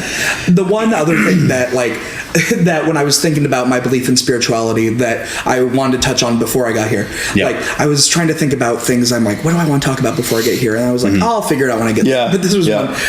I do think the most striking segment of the Bible for me is that when Jesus is angry, it's at the Pharisees, or people who make a mockery of the temple. Correct. I always think about that. When I think about how I want to be in the world, it is there are other people to be angry at, but I kind of what we were talking about. It's people who use Christianity for something other than loving people and doing that thing. Well, and he was, and I've said this before. When people say that I'm religious, there's nothing worse you could say to me. That is the worst put down you could ever say to me. And people say, "Oh, Ryan's really religious." No, I hate religion. I'll tell them. And they just look shocked. And they said, "No, you don't." I said, "I do. I hate religion." I said, "You know who else hated religion? Jesus." Yeah. And then they look even doubly shocked. They're like, I'm blaspheming or something. Don't say that. Yeah. It's like, no, he did. Look at his earthly ministry. He was doing two things among healing and all that stuff. He was teaching his disciples, and he was in combat with the Pharisees. Who were the biggest religious leaders of the day. Who were taking the words of the Old Testament and making them mean a bunch of stuff they never meant. Right? And making their whole big religion about it to where it became ritualistic. And one of the things that fascinated me when I was kind of doing a deep dive into the Old Testament, because we always talk about Old Covenant, New Covenant, and Jesus' grace, and Old Testament was law and all this stuff. But if you look through the Old Testament, you see lots of times where God is very clearly saying, no, I care about your heart. Yes, I'm telling you to do these things as the Jewish people. Yes, to follow these rituals and the sacrifices and all these offerings and all this stuff. Yes, but there's parts where he's like, or what's the famous verse where he says, "You're offering." I'm going to paraphrase this. I don't know, but something like, your sacrifices. Take your Bible quiz away. It's like, your sacrifices are making me sick. Because you're doing it out of ritual, not out of your heart. Right? Your heart is far from me, he said. You praise me with your lips, but your heart is far from me. And that's always been his concern. So that's why when Jesus comes on the scene, he's like, no, it's not about these things. Not that these things are bad. He didn't sit there and go, forget the law. It never existed. We're just going to be done with it. But he's like, no, the whole point of the law, in my view anyway, the whole point of the law was to show humanity that they can't do it. Right? Here, do all these laws and you can achieve perfection. We can't. You're right. Here's Jesus to pay the penalty for you, so he'll do it for you, and then we have to get in on his account, So I mean, back to just the Bible in general. I think I do believe it all to be true, but I think we have to be really careful which parts we're reading and what the point of it is. I'm with you. I'm not going to read Leviticus and go, oh, well, shoot, I guess, my kid spoke back to me. I'm going to have him stoned on the front door of my public, everybody gather around. I'm going to stone my kid right here on the porch. It's like, no, I don't think that's something we're supposed to be doing today. I think it had a specific purpose. But and I think it's important to know, I think, I don't know, I love, even though there are things I don't agree with that people can use poorly, I love knowing those things. I'm glad it's included, which probably most people are not. Right, exactly.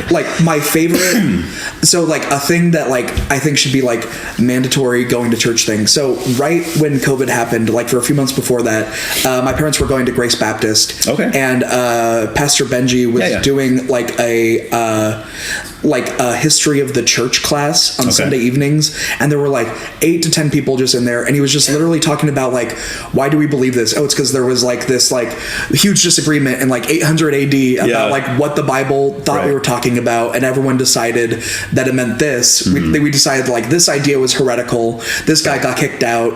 All these things. I thought that was riveting stuff too. Right? It's it's not scriptural, but it's I love knowing church history.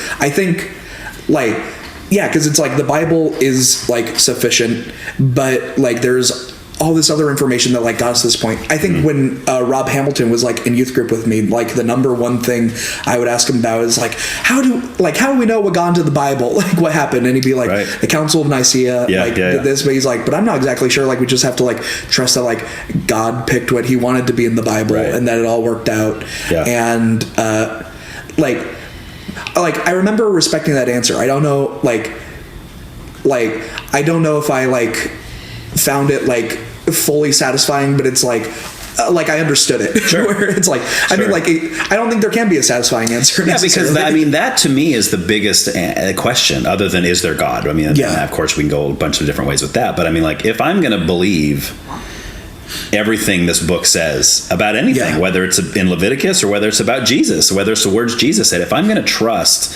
that what I'm reading is actually what Jesus said, or actually what the apostles said, or actually the historical events that happened in the book of Matthew, say, or Acts or something, like I need to know that it's true, or else I'm done. Like how can I base my whole belief system on something if I can't trust it? I remember being so disappointed that the Apocrypha wasn't as cool as I hoped it was. You thought it was going to be like some deep-seated, and it's like, oh, it's just as boring. Like, but just like not like either not essential or just reiterating other things, or like stories that they're like, we're not exactly sure. I think I heard about it for the first time like around Da Vinci Code time, so I was like expecting like, oh, this is like dark and wild, and it was just like more of the same. They're expecting it to be like, well, and that's the thing, right? People watch like the Da Vinci Code, or they read the Da Vinci Code, and they're like, oh, Jesus was married to Mary Magdalene, and they expect that to be in the Apocrypha. No, it's not in there. Like it's like it's like, I don't know. There's so many things that like pop up as things, and it's like, for me, it's just like, even if it's true, which I don't think it is, who cares? Like, would that change like anything that happened? So that's what I was going to ask you then. So when you were saying that before, so to you, kind of where you are spiritually, you believe in Jesus. But maybe just not necessarily at this point in your life, like all of Scripture. I think I like. It's like but I also don't say that I would like doubt it. Like I don't think I like I don't have any reason to like not believe it. It's just it's like not active. It's like passively like I think like this is like largely good. No, like it's I think there are a lot of people for whom it is like harmful, or they have harmful associations with it because of like how it's been used in their lives. And I wouldn't like a thing I like have not reconciled, and I don't know if it's like a thing I could ever necessarily do. It's like, I don't think I am like a proselytizer. Like it's like, I don't think I could tell anyone like, you've got to get in on this. And I think it's like, I think there was like a lot of hope for me to be like everyone wanted my dad to be a pastor, and like when my dad wasn't a pastor, because he was also into theater and like a fairly charismatic guy and like thoughtful. So when he wasn't, I think there was like a little bit of hope that I would like do it. And I just think I'm too like, well, whatever you guys think is okay. Just like make up your own interpretations. So I don't think I'd be a good pastor. And it's like, if it would like cause someone harm to know like, or to like read it or take it in, like I don't think I would like ever like push for it. I think what I would do, like if someone asked, I would probably have exactly the conversation you and I had, where it's like, now I know I would cry very much about it because like no one's asked it, but I would be like, I don't know anything for sure. How can we know anything for sure on this stage? But I had this event, and like I believe that legitimately happened, and I don't know what to make of it from here. And if that would resonate with someone, great. And if they're like, I don't believe you, I'd be like, okay, that's rude. It's like, what if I lied about that? What if you found out this conversation we had, I was just lying the like that phone call never happened. I made it up and it actually didn't happen. So I mean, so when you talk about like from an evangelistic kind of standpoint, obviously that's the viewpoint of the Christian is like, this is the only way, and if you don't receive Christ, then you're going to be in hell, that kind of whole thing. So like when you view like other religions, and let's like leave out ones like Catholicism and like all of the Baptist, Pentecostal, Presbyterian, like all the Christian kind of ones, but like things like Hinduism or Buddhism or things like that, like what's your view like when somebody like that dies? Do you think it's all kind of this, all roads lead to the same, or do you kind of like, I would say that I worry about my own death very much. Okay. Is how I would go into that conversation, where like that is a thing that like I know, like in my heart I like know for a fact that I had like at least like 2 grandparents who were like very Bible believing and like will be in heaven. Okay. Like kind of how I like think about it right now, and I know this isn't like biblically accurate, but like I like, and like this feels heretical just saying. I kind of believe in like the Marvel Universe definition of heaven, where it's like, as it goes on, like it's basically like whatever God you believe in, you go to that version of heaven. Okay. That there is like, that there are like kind of like separate heavens or like separate afterlives, right, that like help like that like whatever you adhere to, if you like theoretically like lived a good life or like in accordance to this, that is like the afterlife you will go to. Okay. So that's like kind of how I imagine it right now for everyone but myself. Right. Like, right. And for me, I'm like especially at this moment, it's like I don't know, like right. If heaven exists, like the heaven we describe in church, I don't think is sufficient, but I also think that whatever heaven is, if it exists, is so radically different than what any of us are thinking that I'm sure it'll be great. You know what I mean? Where it's I would agree with you on that. Where it's just like, I think like when I think of like the Christian heaven, it sounds like, it just sounds impossible. Like, and that is like the complicated thing, but also like I can have like the other brain thing of like, but also that's like that's the whole God thing. Like everything is like so impossible. We get like small tidbits to think of it in certain ways, but they're like this isn't fully it anyway. We're just like I always think about like the Trinity. It's like an egg. It's like, but it's not. There's like something else going on. Oh yeah, that's the hardest thing to describe. Unlock your mind. Right, like get to there. So I think what I struggle with is that I do think this is like clear in scripture, and I struggle with it, where it's like there are like so many people in my life who I know like are good people and like weren't necessarily Christians. Right. And I think there is like still hope. I don't think it's like fully the end. Like after death, you think there's still hope? Okay. Yeah. And I know that's not like biblically like sound, but I think if God is compassion and sees the entirety of our lives and like what led to the choices we made and why like cause there are people who like won't return to the church because like maybe they were molested by their priest or something. Sure. And I don't think God is going to hold that against that person ultimately. Like that doesn't, like that's not, like I don't know, that doesn't like. What about like on a grander scheme, like somebody like say like Jeffrey Dahmer or somebody like that who committed horrendous crimes, but at the same time was messed up as a kid. Like he was molested, he was raped, all these things that happened to him. Do you think God would look at that and like almost give him a pass for the crimes he's committed because of his childhood? I think if God exists, he knows compassion that I don't understand. Right. And I would trust him to make the right choice.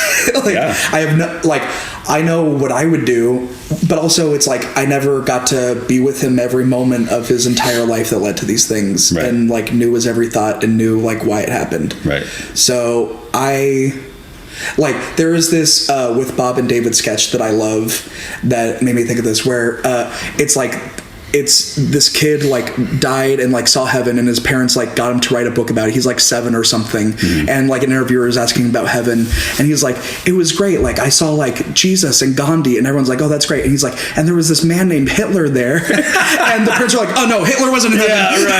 Right. And he's like, no, like God forgave everyone and they're all in heaven. Like Saddam Hussein's in heaven with us. And they're like, nope, like you didn't see God, you went to hell. Well, that's why I bring up Dahmer actually, because there's a lot of people that were in part of his inner circle before he died in prison.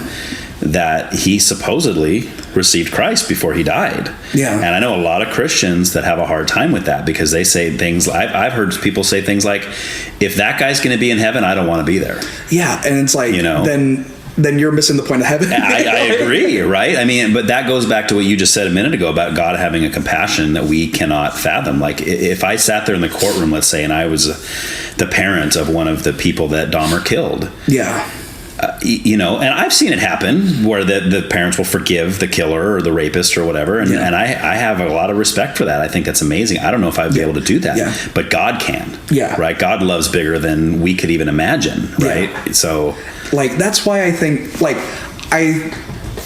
how I interpret the Bible right now is I think people will get another chance in some point, in some way that we don't understand. Yeah. And I think there will still be people who are so hardened and can't accept that. I almost how I imagine it, and once again, this is not scripturally accurate. Right. But I imagine it as having such a hardness that they for themselves that they can't accept the love he has. Mm-hmm. And that's more of what hell is, where it's it is from some faculty in your mind or something else that you are shutting it out so entirely that it's almost of your own making. You are forcing yourself into such a darkness that you can't accept it. And I don't think God's grace only goes to the end of life necessarily, because whatever comes after life, there's got to be something there. And if we are still fundamentally us, we can still make choices and still open. I don't know why it would just be from your first breath to your last. Right. So I think there is something more cosmically. I think when we talk about life in Scripture, we have such a narrow view of what life is as only being here, that there is probably some other there are other things to consider than exactly what happens here, and some other knowledge we may have or maybe never have or something else. Right. But I think we I basically think we are ants and have such small understanding of what happens in our ant brains. Right. And there is someone who's the a human equivalent to an ant in God's position, seeing things that are happening otherwise. Right. Well, that's what I was going to ask you as we were talking, is if you do believe in a hell. This is actually a tricky thing. I think I believe in hell more readily than I believe in heaven, where I think that is a thing that scares me from my childhood, where it's I always heard about hell and hell's a scary thing. And I still have that gut impulse of thinking of that space is being terrifying. I think it overshadows what you should be thinking of when you're a Christian, when you're thinking of God's love and heaven and that stuff. That's why I maybe I've made it on my own mind to make it more understandable, but I think the idea of hell is such an effective tool for churches and and what God mostly talks about, and Jesus especially, is heaven. Mm-hmm. He talks about the weeping and gnashing of teeth, but also in a parable form, where it looks like that. Mm-hmm. I would love to take a class on the evolution of what we think of as hell now, and just really track what we think about. I think you talked about in the way I understand, where it's the absence of light.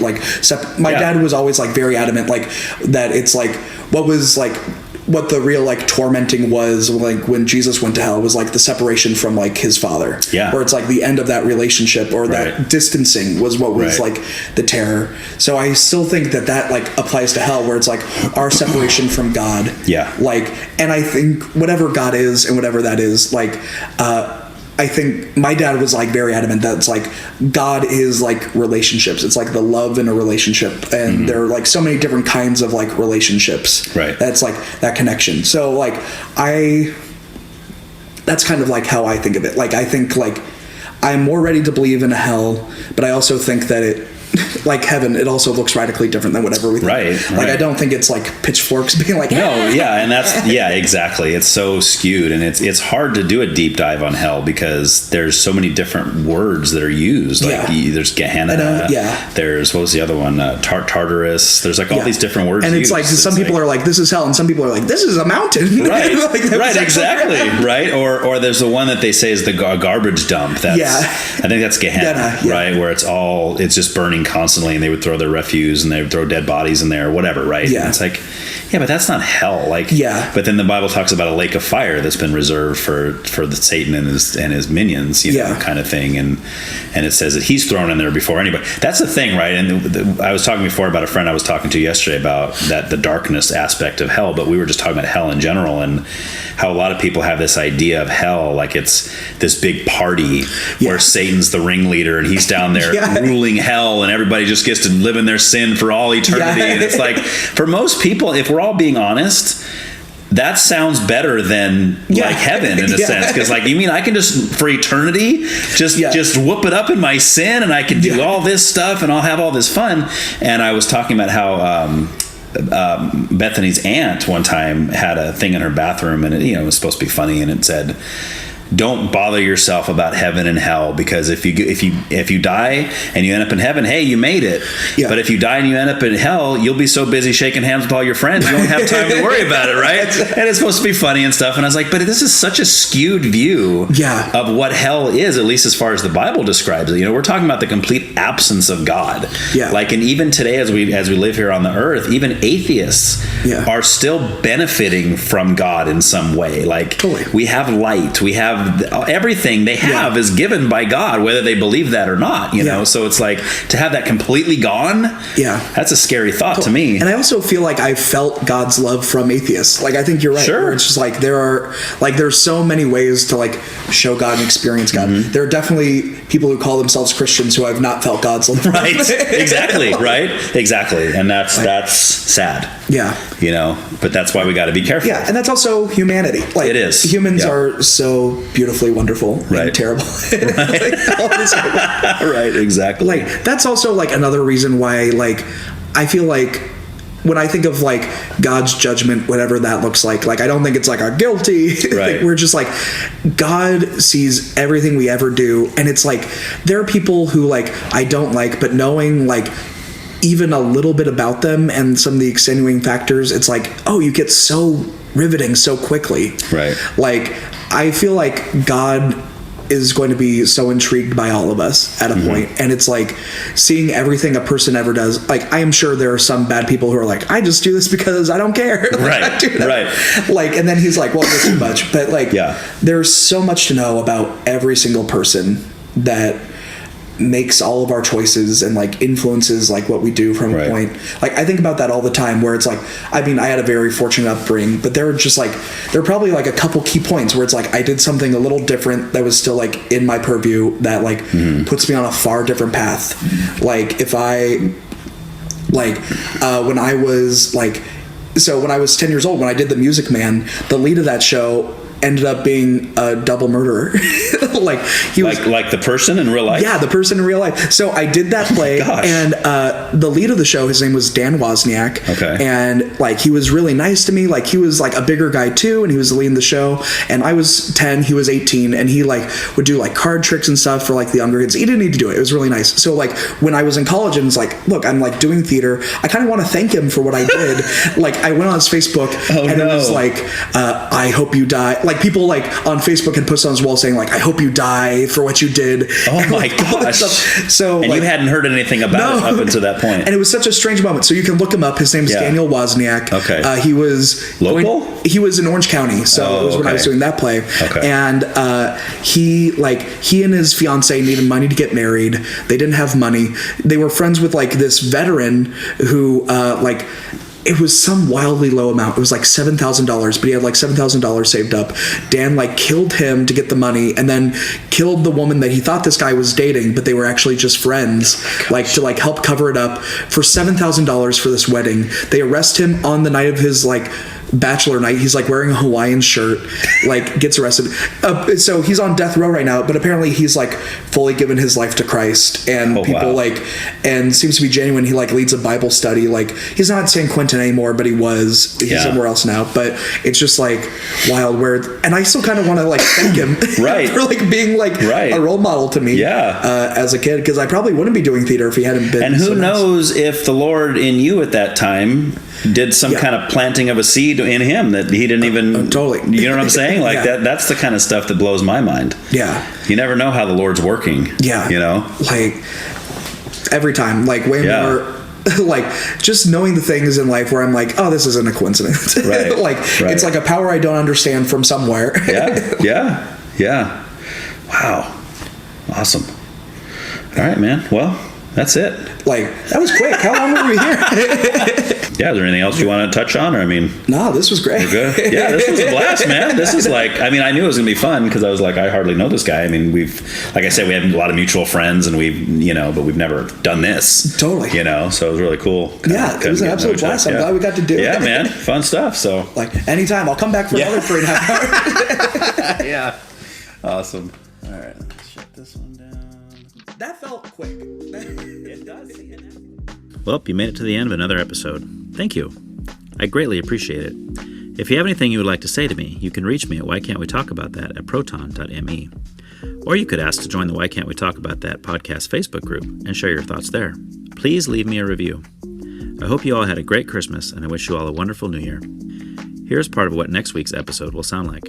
It is more poignant than ever. It is more present than ever. It is existential. We have the whole recipe for disaster in the Middle East brewing right now. And if your listeners haven't watched Jack Hibbs' broadcast with Amir Sarfati that was done on Sunday, I believe, you need to watch it, because Amir Sarfati draws it in, and he's going, man, this Hezbollah, these guys are Iranian back. And if you don't think World War III is literally on the table as we speak, well, I don't think you understand how important the Middle East is to people that hate Israel, including Russia and China and anyone else that's geopolitically, economically in bed with these blood-hungry systems, which are epitomized by the flow of oil.